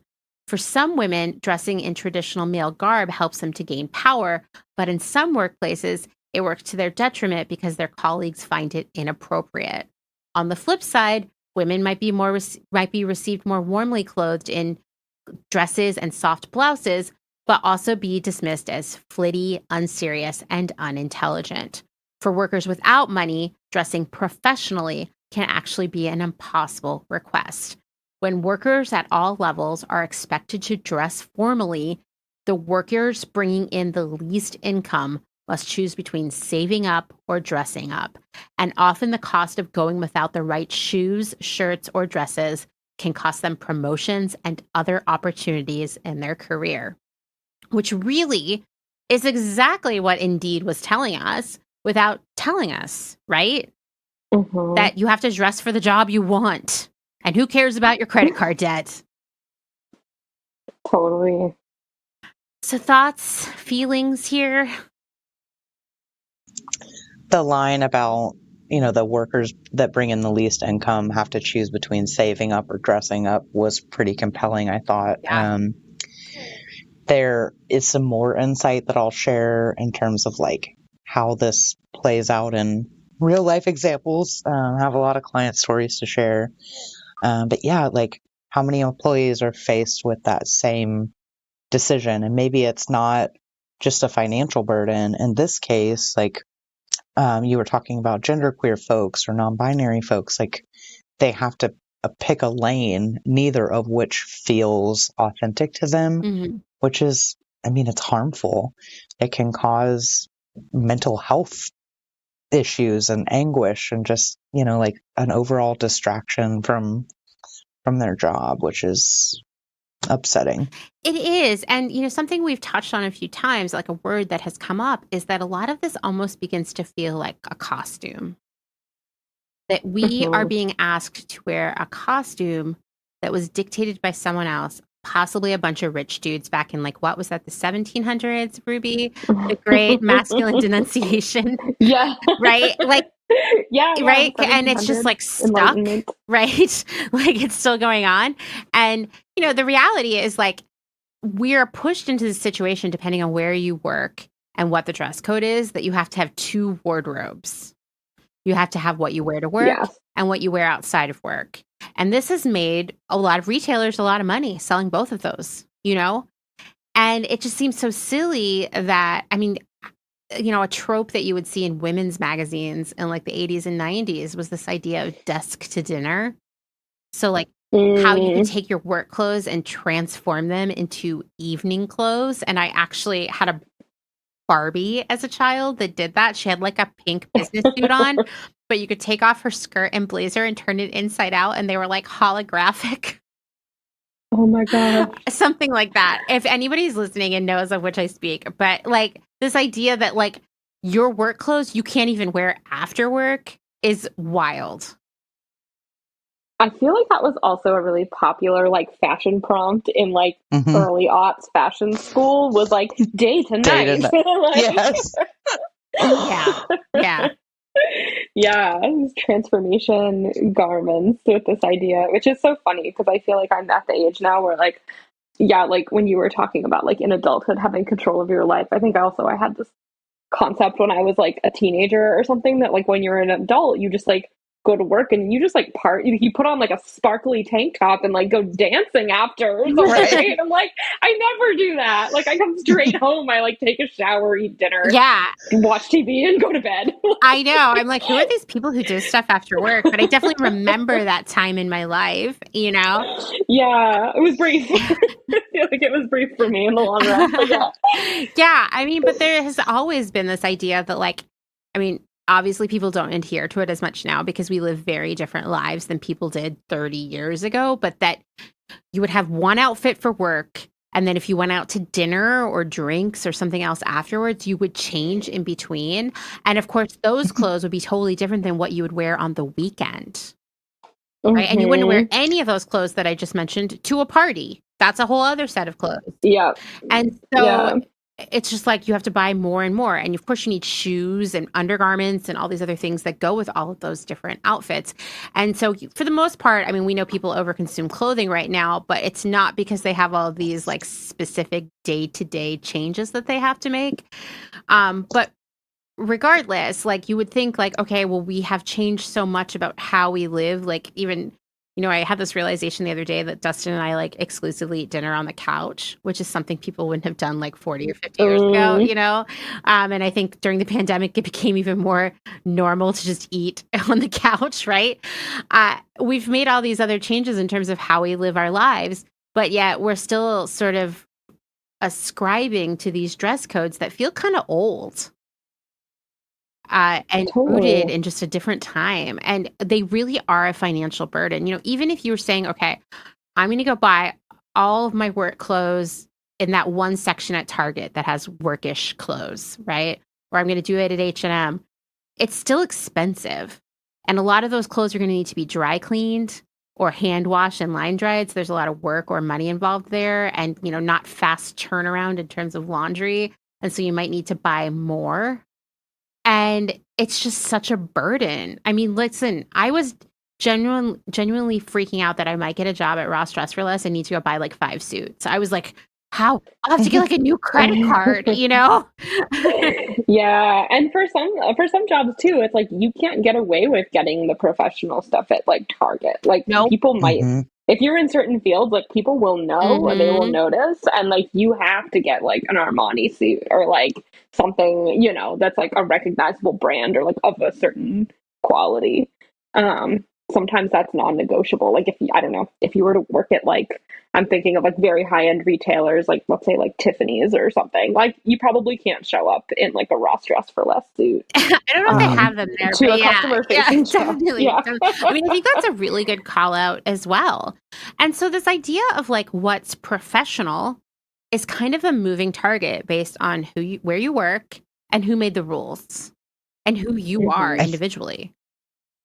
I think you hit on something really profound and important here too, Amanda, which is like the backbone of this is capitalism and all of its shortcomings. Like the idea that we have to have different clothing for every context in which we show up sounds to me like a really smart, just torture that word that we've seen earlier today, heard earlier, a smart marketing ploy to get people to buy more shit. Oh, totally. Right. I mean, I think like if based on how dynamic, if you will, the policies around professionalism are in terms of dress, it could mean that like every job you have to buy a completely different wardrobe.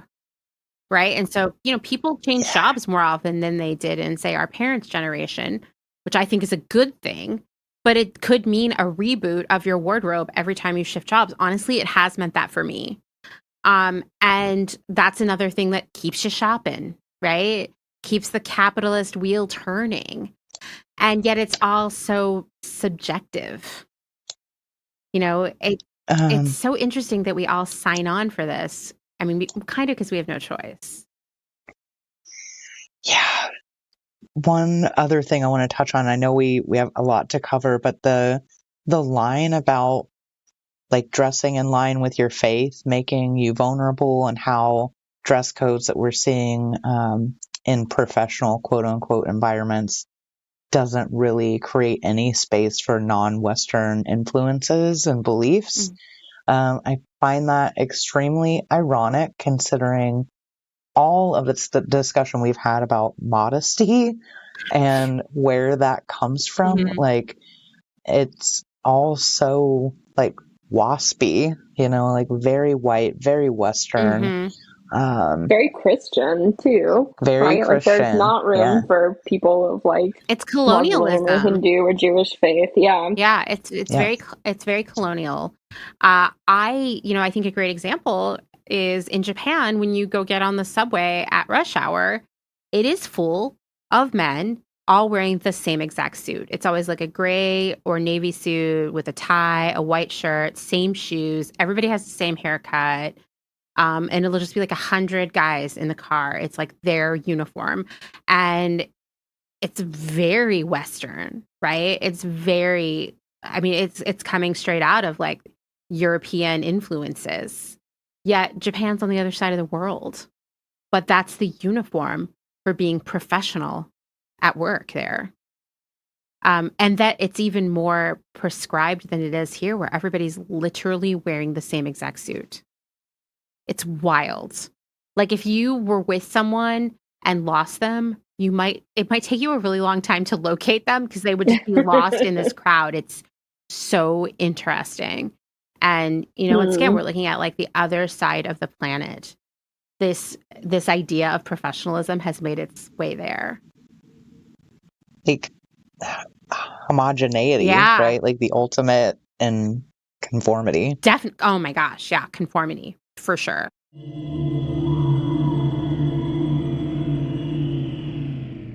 If you're enjoying this episode, then this is a great time to remind you that my work here at Clotheshorse is made possible by the support of listeners like you, just like NPR, and these great small businesses. Please go give them your support.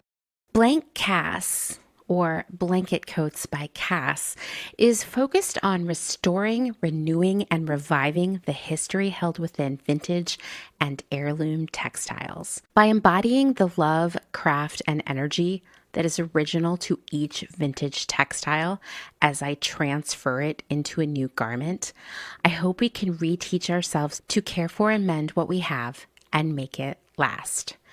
Blank Cass lives on Instagram at _Cass, and a website will be launched soon at blankcass.com. Located in Whistler, Canada, Velvet Underground is a velvet jungle full of vintage and secondhand clothing, plants, a vegan cafe, and lots of rad products from other small sustainable businesses. Our mission is to create a brand and community dedicated to promoting self-expression, as well as educating and inspiring a more sustainable and conscious lifestyle, both for the people and the planet. Find us on Instagram at shop_velvetunderground or online at www.shopvelvetunderground.com. St. Evens is a New York City-based vintage shop that is dedicated to bringing you those special pieces you'll reach for again and again. More than just a store, St. Evens is dedicated to sharing the stories and history behind the garments. 10% of all sales are donated to a different charitable organization each month. New vintage is released every Thursday at wearstevens.com with previews of new pieces and more, brought to you on Instagram at wear_st.evens. That's Wear St. Evens. Country Feedback is a mom and pop record shop in Tarboro, North Carolina. They specialize in used rock, country, and soul, and offer affordable vintage clothing and housewares. Do you have used records you want to sell? Country Feedback wants to buy them. Find us on Instagram at Country Feedback Vintage and Vinyl, or head down east and visit our brick and mortar. All are welcome at this inclusive and family-friendly record shop in the country. Republica Unicornia Yarns. Handmade yarn and notions for the color obsessed. Made with love and some swearing in fabulous Atlanta, Georgia by head yarn wench Kathleen. Get ready for rainbows with a side of giving a damn. Republica Unicornia is all about making your own magic using small batch, responsibly sourced, hand-dyed yarns and thoughtfully made notions. Slow fashion all the way down and discover the joy of creating your very own beautiful hand-knit, crocheted, or woven pieces. Find us on Instagram at Republica_Unicornia_yarns and at www.republicaunicornia.com. Picnic Wear, a slow fashion brand ethically made by hand from vintage and dead stock materials, most notably vintage towels. Founder Danny has worked in the industry as a fashion designer for over 10 years, but started Picnic Wear in response to her dissatisfaction with the industry's shortcomings. Picnic Wear recently moved to rural North Carolina, where all their sewing and accessories are now designed and cut, but the majority of their sewing is done by skilled garment workers in New York City. Their customers take comfort in knowing that all their sewists are paid well above New York City minimum wage. Picnic Wear offers minimal waste and maximum authenticity. Future vintage over future garbage. Cute Little Ruin is an online shop dedicated to providing quality vintage and secondhand clothing, vinyl, and home items in a wide range of styles and price points. If it's ethical and legal, we try to find a home for it. Vintage style with progressive values. Find us on Instagram at Cute Little Ruin. Is there a little bit of Italy in your soul? Are you an enthusiast of pre-loved decor and accessories? Bring vintage Italian style and history into your space with the Pewter Thimble. We source useful and beautiful things and mend them where needed. We also find gorgeous illustrations and make them print-worthy. Tarot cards, tea towels, and hand-picked treasures available to you from the comfort of your own home. Responsibly sourced from across Rome, lovingly renewed by fairly paid artists and artisans, with something for every budget. Discover more at thepewterthimble.com. Deco Denim is a startup based out of San Francisco, and it sells clothing and accessories that are sustainable, gender fluid, size inclusive, and high quality, made to last for years to come. Deco Denim is trying to change the way you think about buying clothes. Founder Sarah Mattis wants to empower people to ask important questions like, where was this made? Was this garment made ethically? Is this fabric made of plastic? Can this garment be upcycled? And if not, can it be recycled? Sign up at decodenim.com to receive $20 off your first purchase. They promise not to spam you and send out no more than 3 emails a month, with 2 of them surrounding education or a personal note from the founder. Again, that's decodenim.com.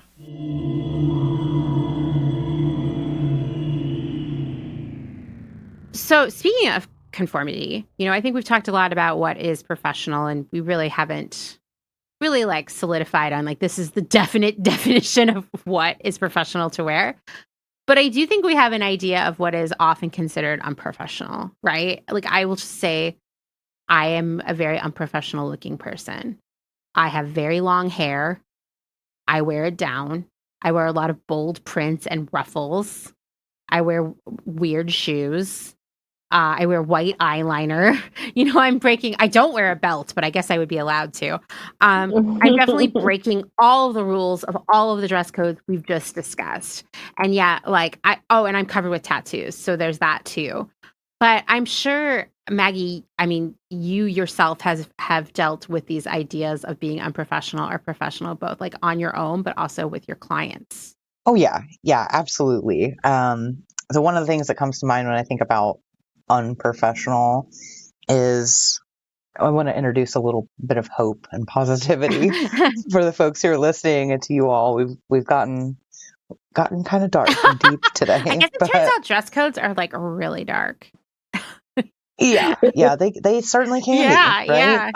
Mhm. So there are a number of campaigns circulating the globe about like dismantling the myth around professionalism and just like totally breaking apart that standard.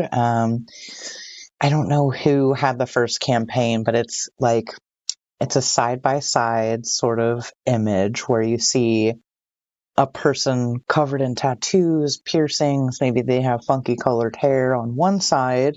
All of those things are visible. And on the other side, you see them buttoned up with their white coat. Maybe they're a doctor. It's like this idea that, you know, um, in order to be trusted to offer life-saving care or whatever, you have to fit this certain archetype. Obviously, that's not true, right? I know a lot of amazing doctors, lawyers, people on Wall Street who, like you, Amanda, are covered in tattoos. They might even like white eyeliner and like funky shoes every once in a while. The idea that professionalism has anything to do with what you're wearing, I think, is total bullshit. I feel like all of us can probably agree that that's the case. There are, I mentioned industries and regionality, like those things are important considerations. You're going to see variation across different spaces, but like the most strict and stringent in terms of dress code, like doctors come to mind, lawyers, anyone who works in money, like financial managers, politicians, even teachers to a degree as like public servants. The idea is they can't be trusted if they have funky colored hair or those kinds of things make them unprofessional. It's just not true.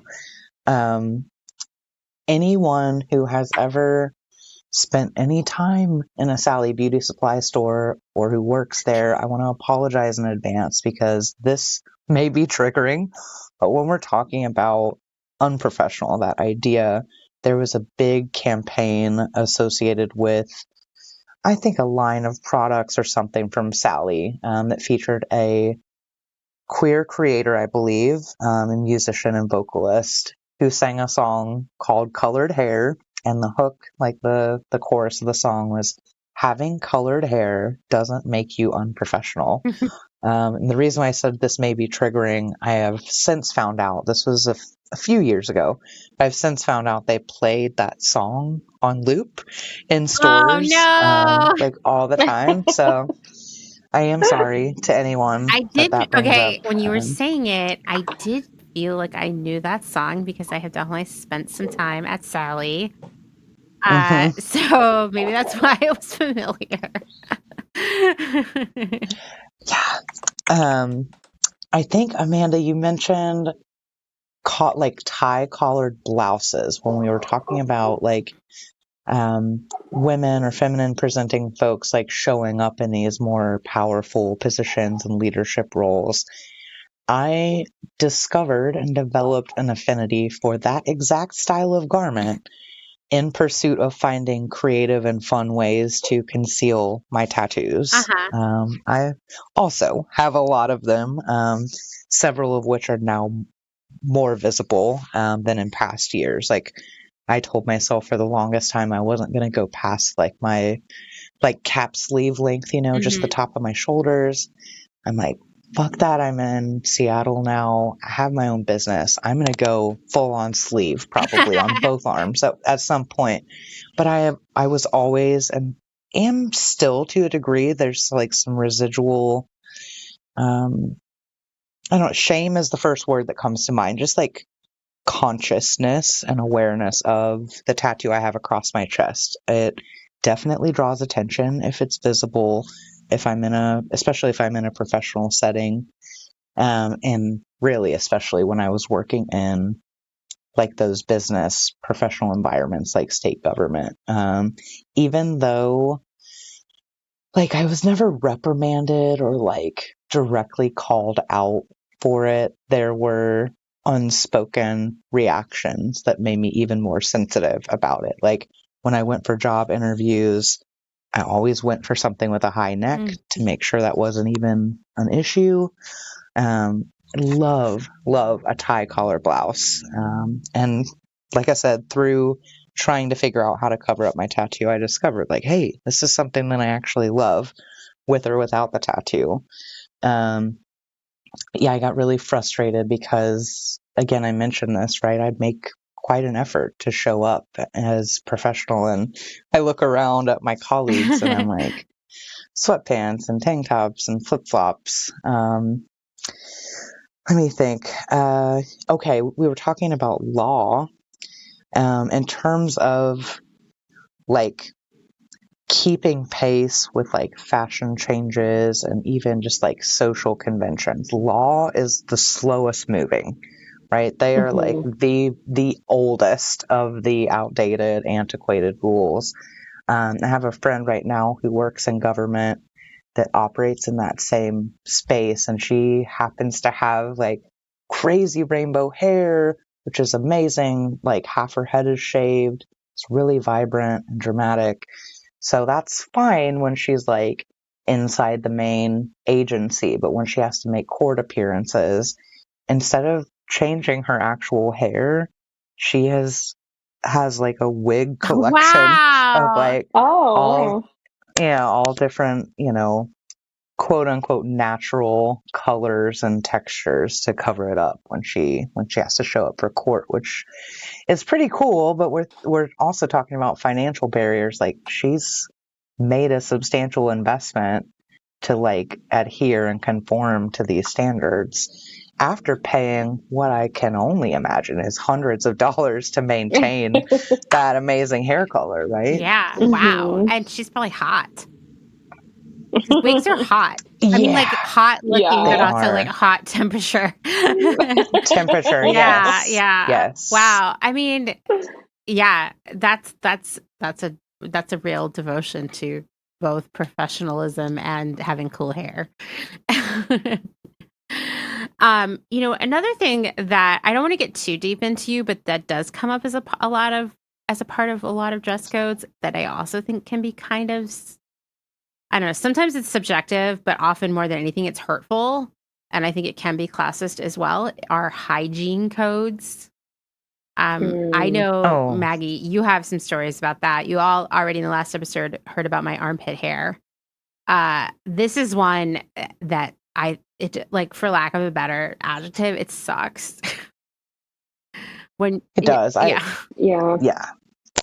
So I want to acknowledge the armpit hair comment and say, like, I am team armpit hair as well. It's been just in the last couple of years that I've fully embraced that and owned it and been like, I don't give a fuck. But I also have the privilege of not answering to someone who has a dress code. I don't report to a company or, a supervisor anymore. So all of that to say, body hair as a concept comes up a lot in client conversations. Yes. There's definitely like an expectation from media and just general Western standards of beauty that for women and feminine presenting folks, that's unacceptable, which I don't understand. But so that's on armpit hair. I just want you to know, like, I'm with you on that. Body odor is another thing that comes to mind.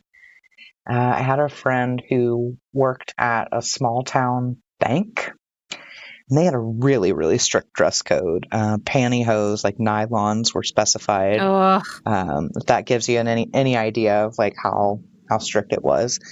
But my friend was taken aside by, I think, initially a coworker as like a friendly, like, hey, heads up, this is kind of an issue, or it could become an issue, but was later ultimately reprimanded by a supervisor. Like, there had been complaints that they had an evident body odor, whatever that means. I don't even know. That.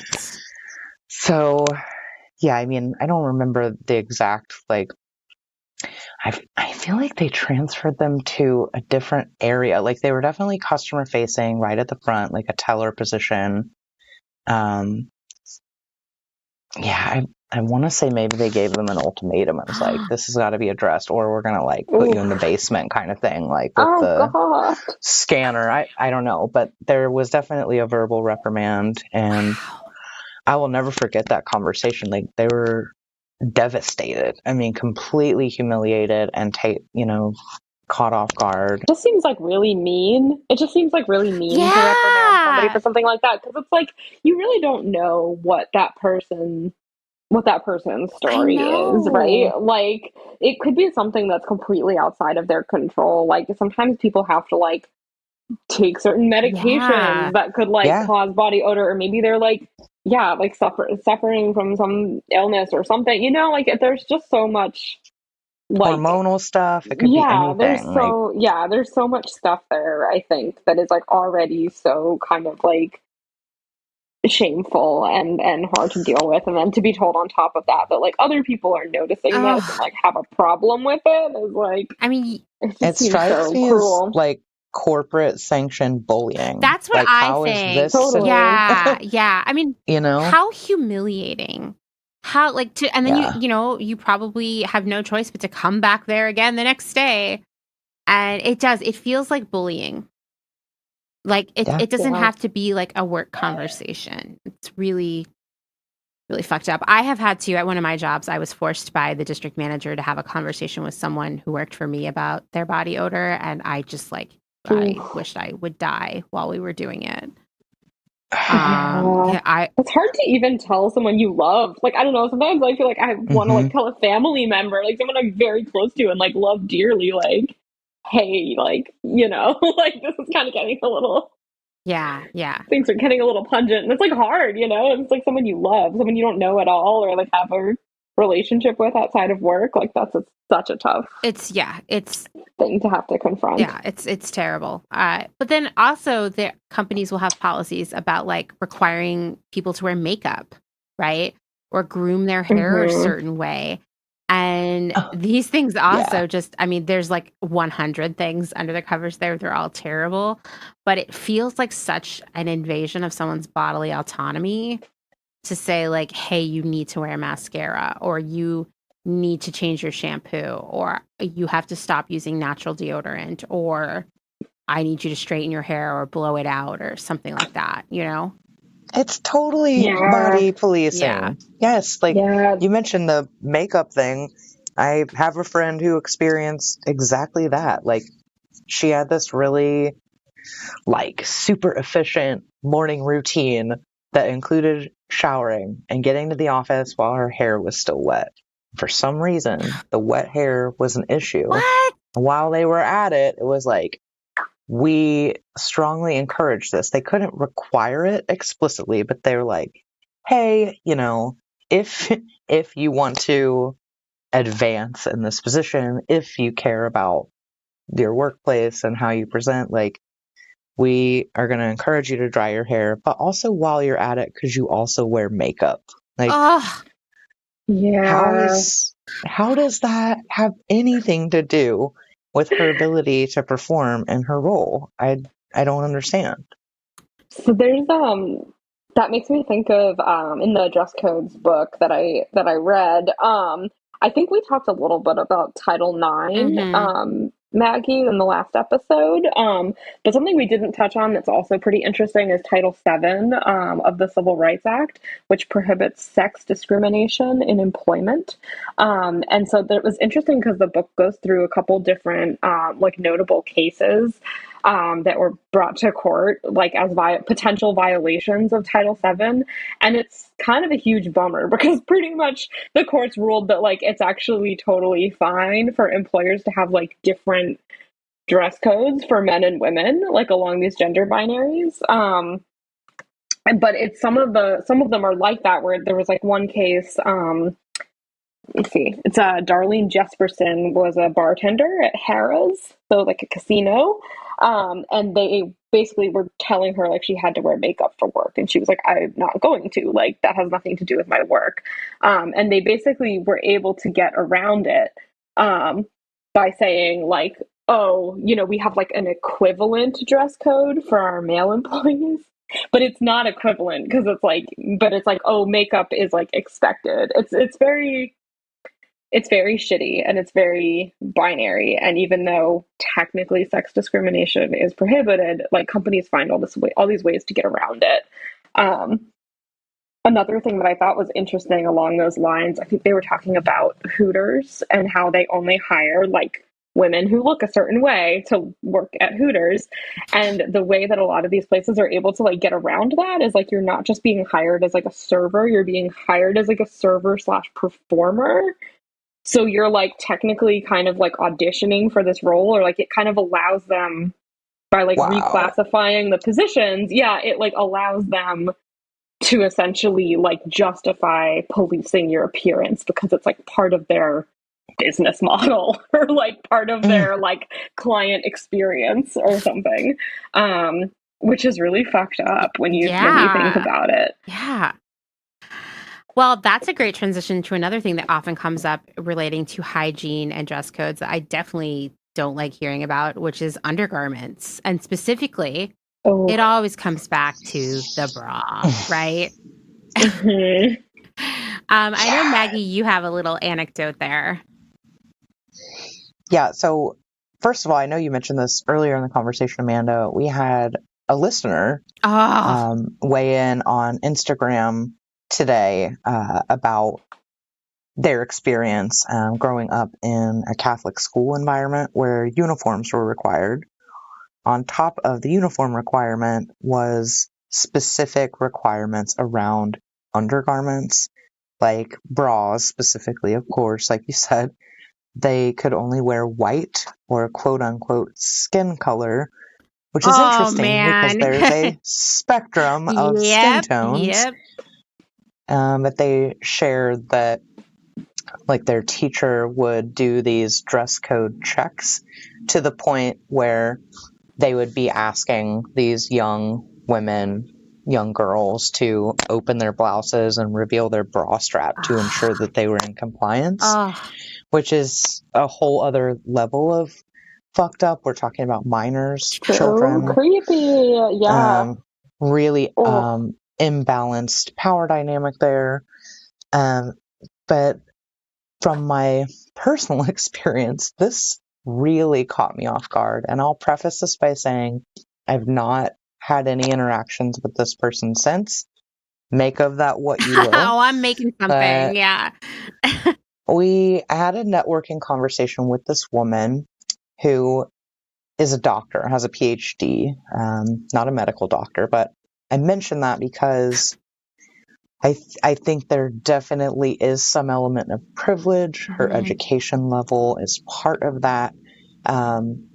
Based on those facts, I might have even had some bias and assumptions about what this person might have to say and insights they might have to share.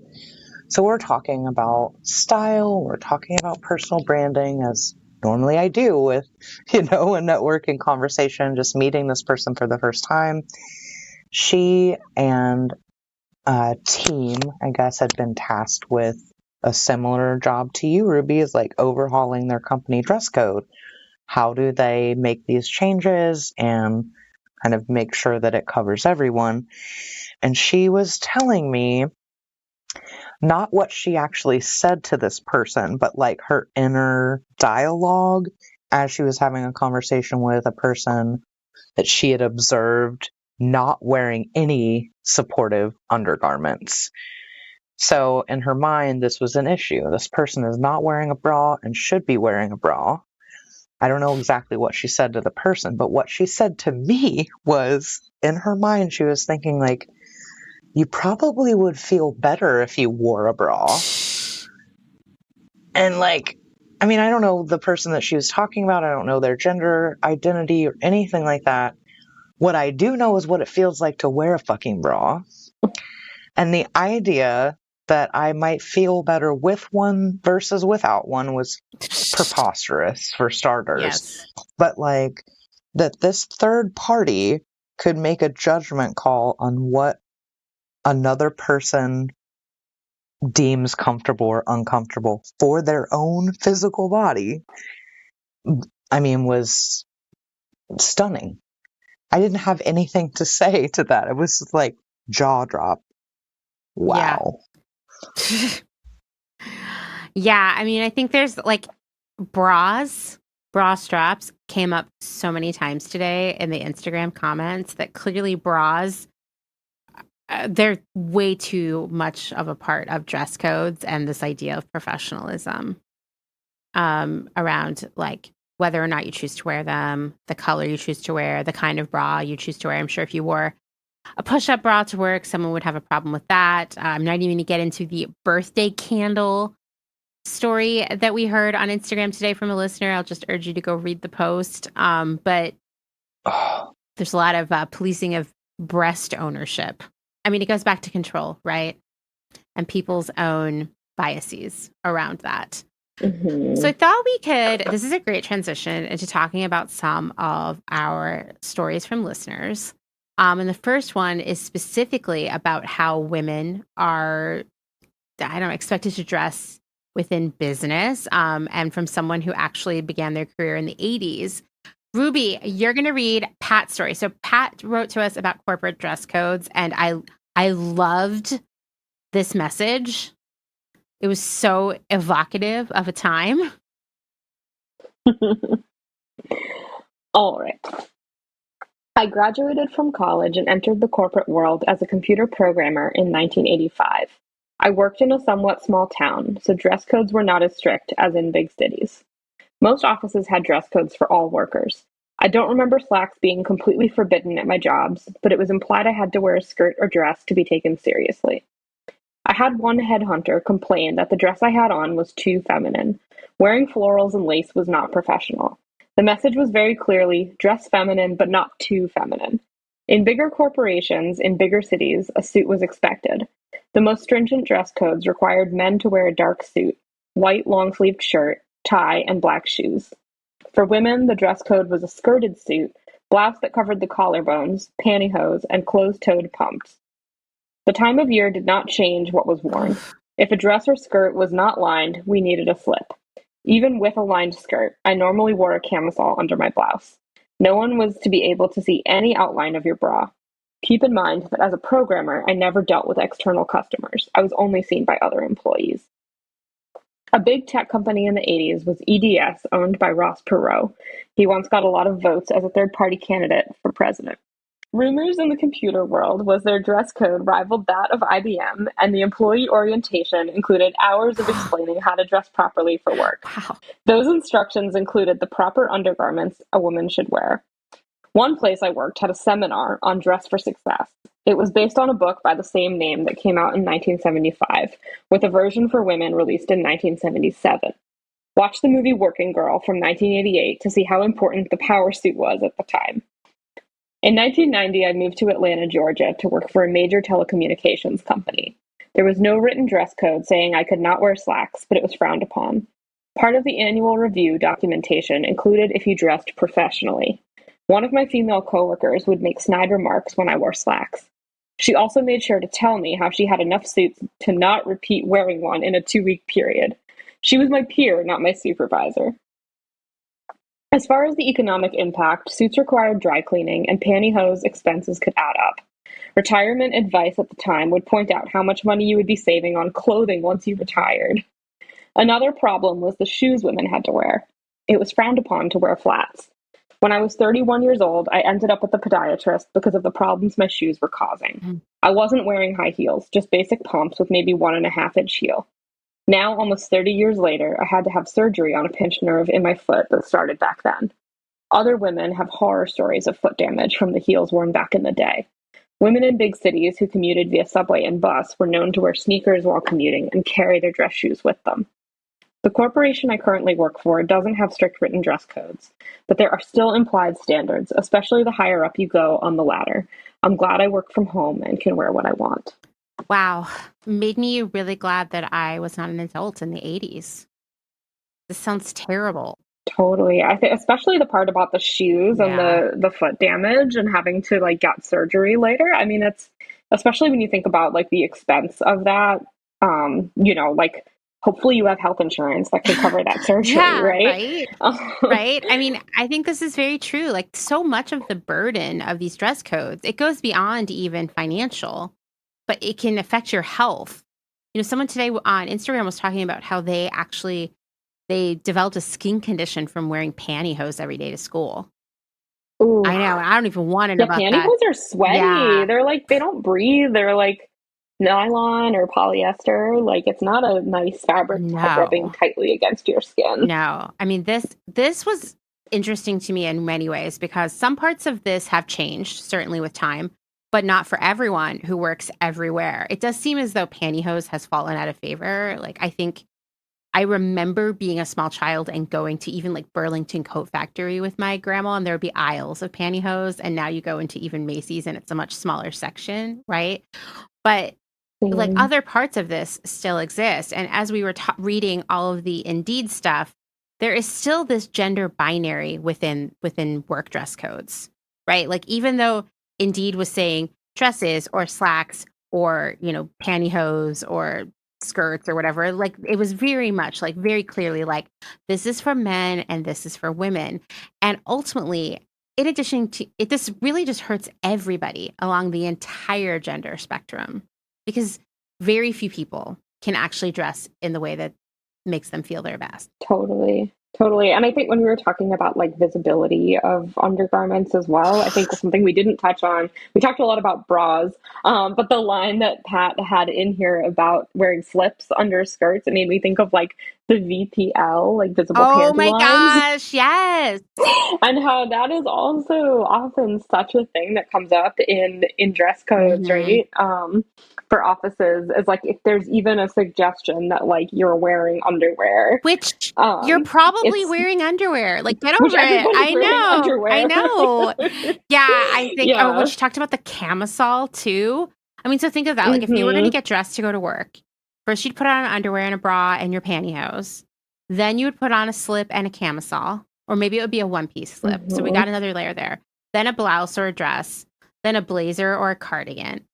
And this is year round. It's a lot of layers. I know. It's a lot of money. And you're going to sweat. Oh. Yeah, you're going to sweat. And she mentioned getting those suits dry cleaned. Like, that's incredibly expensive. Like, I rarely get stuff dry cleaned now because I don't wear nice stuff very often. But like, every time I do, I'm always like kind of sticker shocked by the price. Like, I'm always like, wait, what? Like, well, and the other thing about dry cleaning, and I'm talking about this as a person who rarely gets dry cleaning done either, but men's shirts are far less expensive to dry clean than a woman's dress or blouse. Like, there's like a pink tax even associated with dry cleaning. Oh. And then you're having to wear all these, like, I'm sure they weren't asking men to wear 3 layers of clothing to obscure their undergarments, you know? No. And yeah, I mean, I just, like, a lot of this carries into now. And conversely, there are plenty of people who, you know, are maybe their gender assigned at birth was male, or that is their gender expression, who really don't want to wear a gray suit and a long sleeve white button up and a tie and dress shoes and trouser socks 365 days a year either. So absolutely, it's just, I mean, because when I see men out in the city wearing suits in the summer, I'm like, how? There was this guy who would always appear in downtown Portland during the summer, who I would see him. He was like, he had the same commute as me, so I would see him on his bike wearing like a suit in like the fall, winter. And then in the summer, I would see him just wearing dress pants and no shirt to ride his bike to work. It always made me laugh, but I was like, I get it. Like entirely shirtless? Entirely shirtless. Oh my but like gosh. Dress pants. Yeah. Yeah. I'm sure That's like so funny. the shirt and jacket were in his briefcase or something. I don't know. He also had a briefcase. Yeah. That's really funny. So, did he roll the one pant leg yes, up so of that course. You have on the to. chain? Yeah. And it was just, it's so, I would see him every day, like no shirt, just riding to work. That's and really at funny. first I was What like, a it was look. like off-putting because you just don't expect to see topless people at like 8 a.m, just in general. And then I was like, yeah, I get it, because I'm so sweaty when I get to work. Like, I can't even imagine having all those layers. But imagine if I had to wear like all these other things just to hide the fact that I was wearing underwear, which we're all wearing. It's just, it's so gross. Maggie, you actually had some thoughts about the impact of dress codes on trans and gender nonconforming individuals. Did you want to share those a little bit? Yeah, this comes up with my clients a lot. It's I think 50 to 60% of my clients identify as queer, somewhere on the LGBTQIA plus spectrum. So I work with a lot of trans folks, work with a lot of non-binary folks. Dress codes are a pain point, and I say pain intentionally, like forcing someone who is not male or female to dress as male or female is exhausting, frankly. I mean, it zaps mental energy, it zaps emotional energy. I think we all can acknowledge, we have in previous episodes, like there are more people that exist than just men and women, and yet when we see dress codes, they are largely categorized in alignment with this idea of a binary gender. So my thoughts are like, where does everyone else fit in? How are they supposed to navigate that? How do they comply with the quote unquote rules and still maintain their individual identity? It's not possible in a lot of cases. I'm thinking about a client right now who is non-binary, but who is not out at work. The dress code is part of that, part of their decision to not disclose that about themselves and their work environment. So they work in a male-dominated industry in a pretty fairly conservative type of role. They're like literally and figuratively masking on a daily basis. They're, you mentioned the idea of a costume. Like they're putting on a costume, they're putting on a face, a veneer, embodying a character, a persona that's not in alignment with who they are authentically. I mean, like I said, it zaps their energy. It takes away their focus. It can actually be a distraction, like while at the workplace, which no doubt has an impact on their ability to do their best work.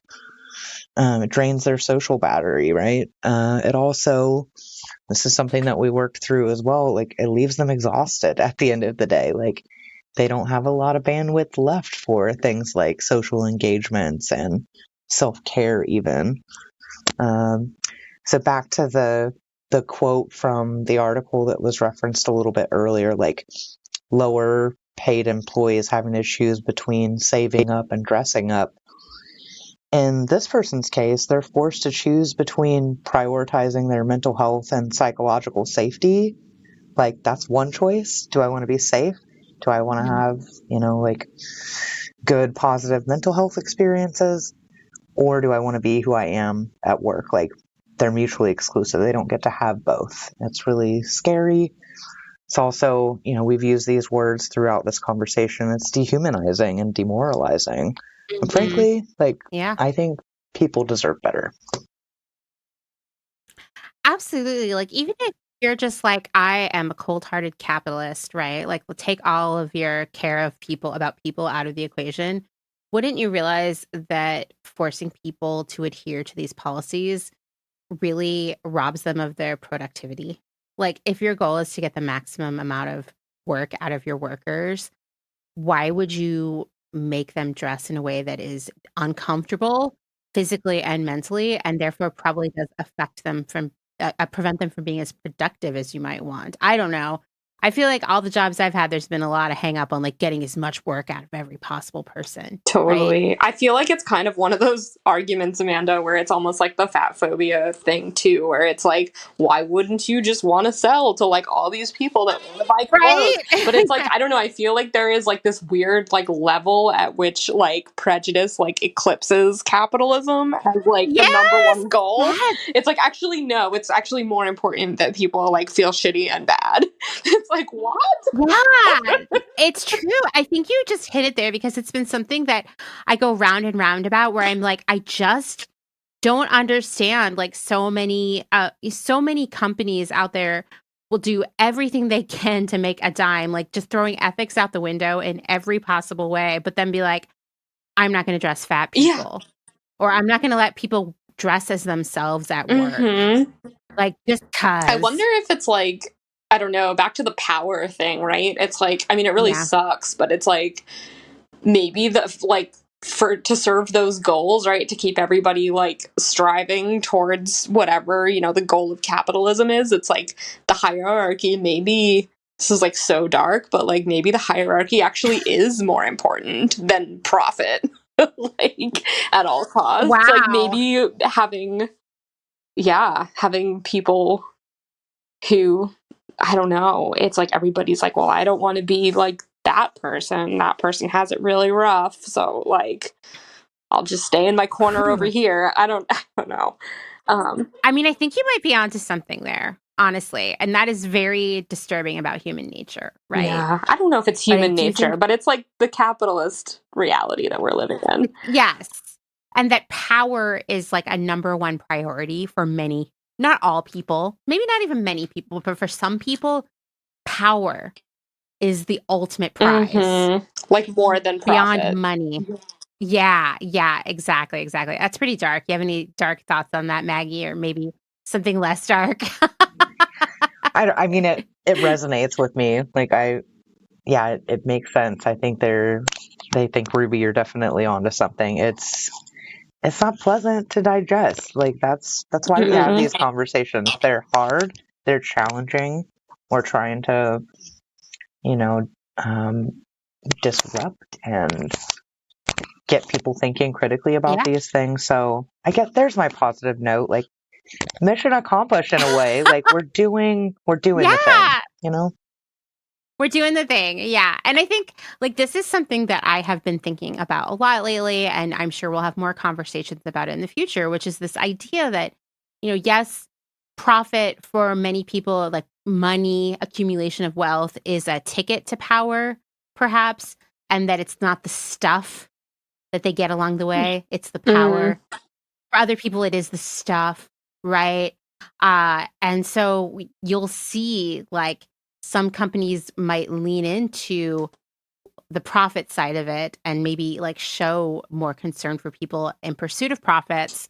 But others are like, I just like really wanted to be in charge of something, Yeah. And I mean, it's just like, the dress codes are just like another piece of this. Like we're talking about here, work uniforms, dress codes, they're often intended to lend this air of professionalism, maybe even trustworthiness to employees in terms of like the way customers might view them.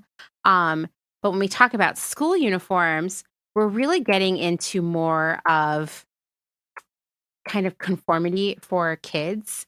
And uniforms are often argued as a way of leveling the playing field in schools, which is maybe not entirely true as well.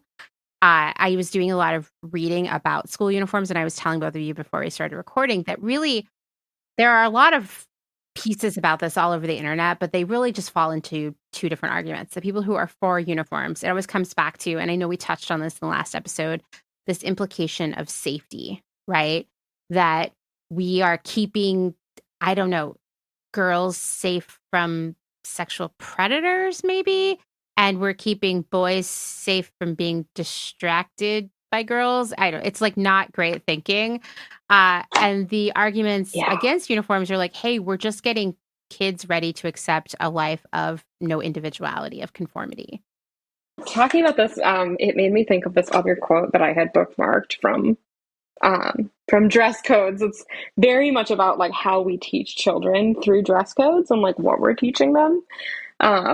That really resonates. And this also kind of has to do with what we were talking about before and like hierarchy and this concept of like punching down, and there always kind of being someone to punch down to, which I think kind of keeps us all distracted, right, from actually punching up, which is what would be a lot more productive. Yes. So this quote from Richard Thompson Ford says, "Modesty is, by design, always a moving target. Any group of women, no matter how they are dressed, can and will be divided into the virtuous and the sinful, the good girls and the bad girls." And because women carry the guilt of Eve's original sin, moralists will always find some bad ones. When high schools enforce overly strict, discriminatory dress codes, they're doing what schools know how to do best. They are teaching their students. They're teaching them that yoga pants aren't just casual attire, they're a sign of sin. They are teaching them, by example, to identify bad girls by what they wear and to treat those bad girls badly. Yep. So true. Even like think about how like the Catholic school uniform for girls has been turned into like a sexy Halloween costume. I was gonna say, yeah, it's totally been fetishized. Yep. Yeah. Oh, totally. I mean, same thing with like Japanese girls' school uniforms as well. Like that's another one that's been fetishized. And I don't know. I some of the articles I was reading that were sort of like pro school uniforms were saying, and I'm going to tell you right now, this is not true, that putting kids in uniforms or, exercising a really strong dress code degenders the student population. And I just feel like it actually exacerbates the genderization. Is that even a word? Of kids? Because it seems like so much focus is put on girls, right? And so it's really about it's just policing bodies at this point.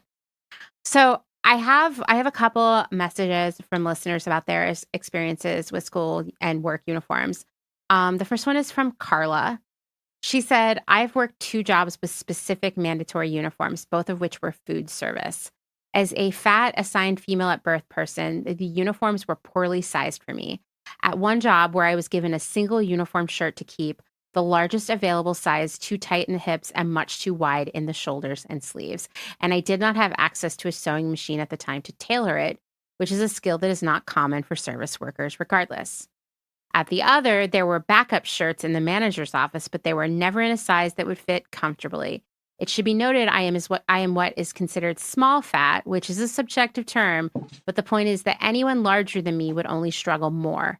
Both uniform shirts were also made of the very non-breathable polyester and pilled quickly. I know this fabric way too well. The first job shirt was also in a color I would never wear that made me look sickly. I wonder legitimately how many people who were glad to have a level playing field of school uniforms or were thin.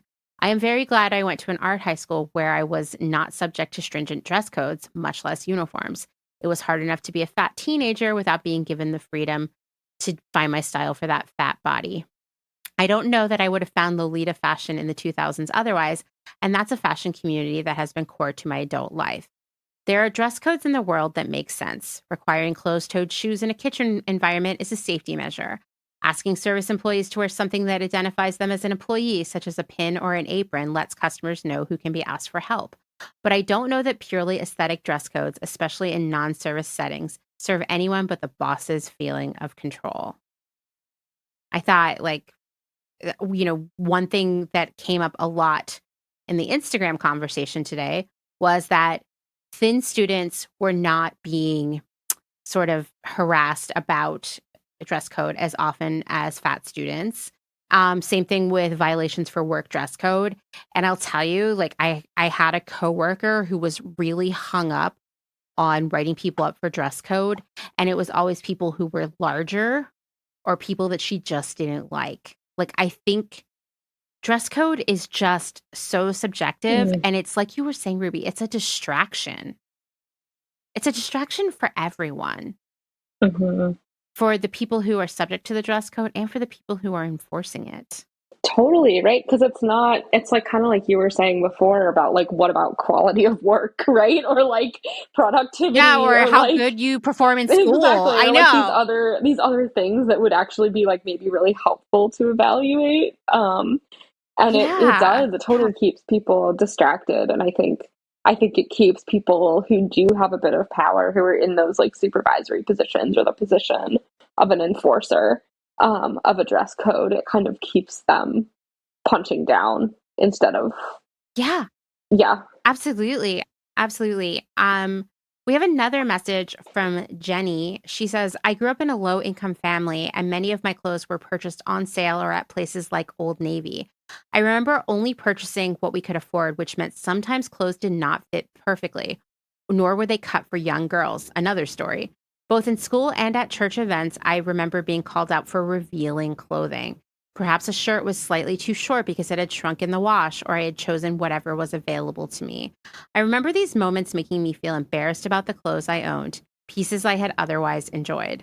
I do not think there is enough discussion on the affordability of so-called acceptable clothing or the allowance for changing bodies that may not always keep up with your clothes. For schools that have low-income students, not only are uniforms a financial barrier, but dress codes can be prohibitive as well.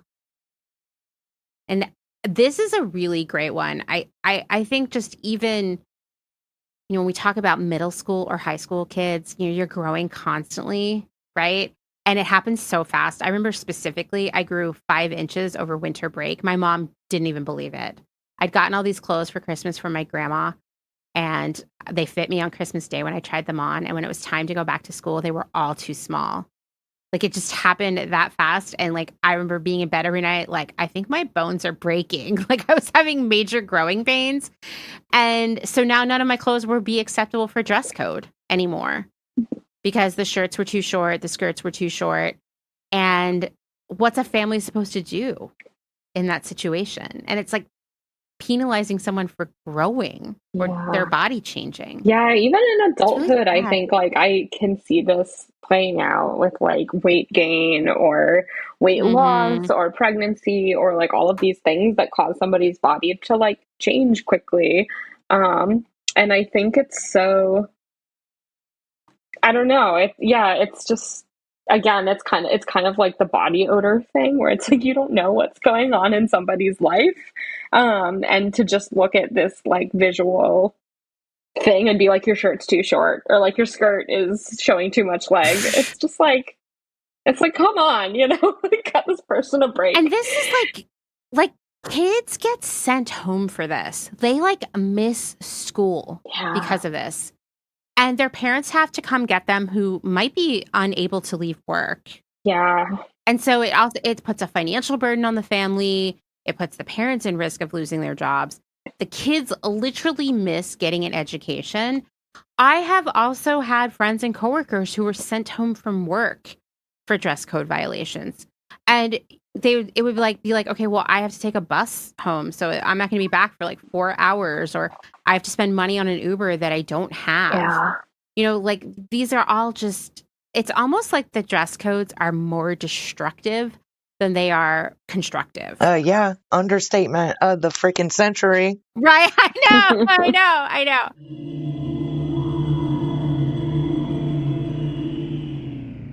Thanks again to Maggie and Ruby for spending 2 more hours with me. We are actually recording part 3 this week because this has been such an in-depth series. I don't know why we thought we could fit it into one episode. We clearly could not. And we've been having such a blast working on this. I am super grateful for their time and expertise. And one way you can show your appreciation for them is giving them a follow on social media, checking out their work. All that stuff will be linked in the show notes. Okay, it's another triple-digit temperature day here in Austin. I think the last time I looked, it was 105. No big deal. We're in the midst of a heat wave that I feel is never going to end based on what I see on the Apple Weather app. But this also means I need to stop recording pretty much right now because we have to turn off the air conditioning in order for me to record, and everyone gets hot, including all of the little fur coat wearing cats in the house right now. So with that, I'm going to say thank you for listening to another episode of Clothes Horse, written, researched, edited, all the things by me, Amanda Lee McCarty. If you like what you've been hearing, you can leave a rating, maybe even a review on Apple Podcasts, but most importantly, tell the people in your life. That's really how we get this information out there. It's how we get more people working on the same things that we do. This is how we make large social change happen. It's by telling our friends, our family, etc. Our cats, sure, get them involved too. If you'd like to support my work financially, you can learn more at patreon.com/clotheshorse-podcast, or you can check out the links in my Instagram profile. Thanks, as always, to my other half, Dustin Travis White, for the music and audio support and just being the best partner ever. All right. Talk to you next week. Bye.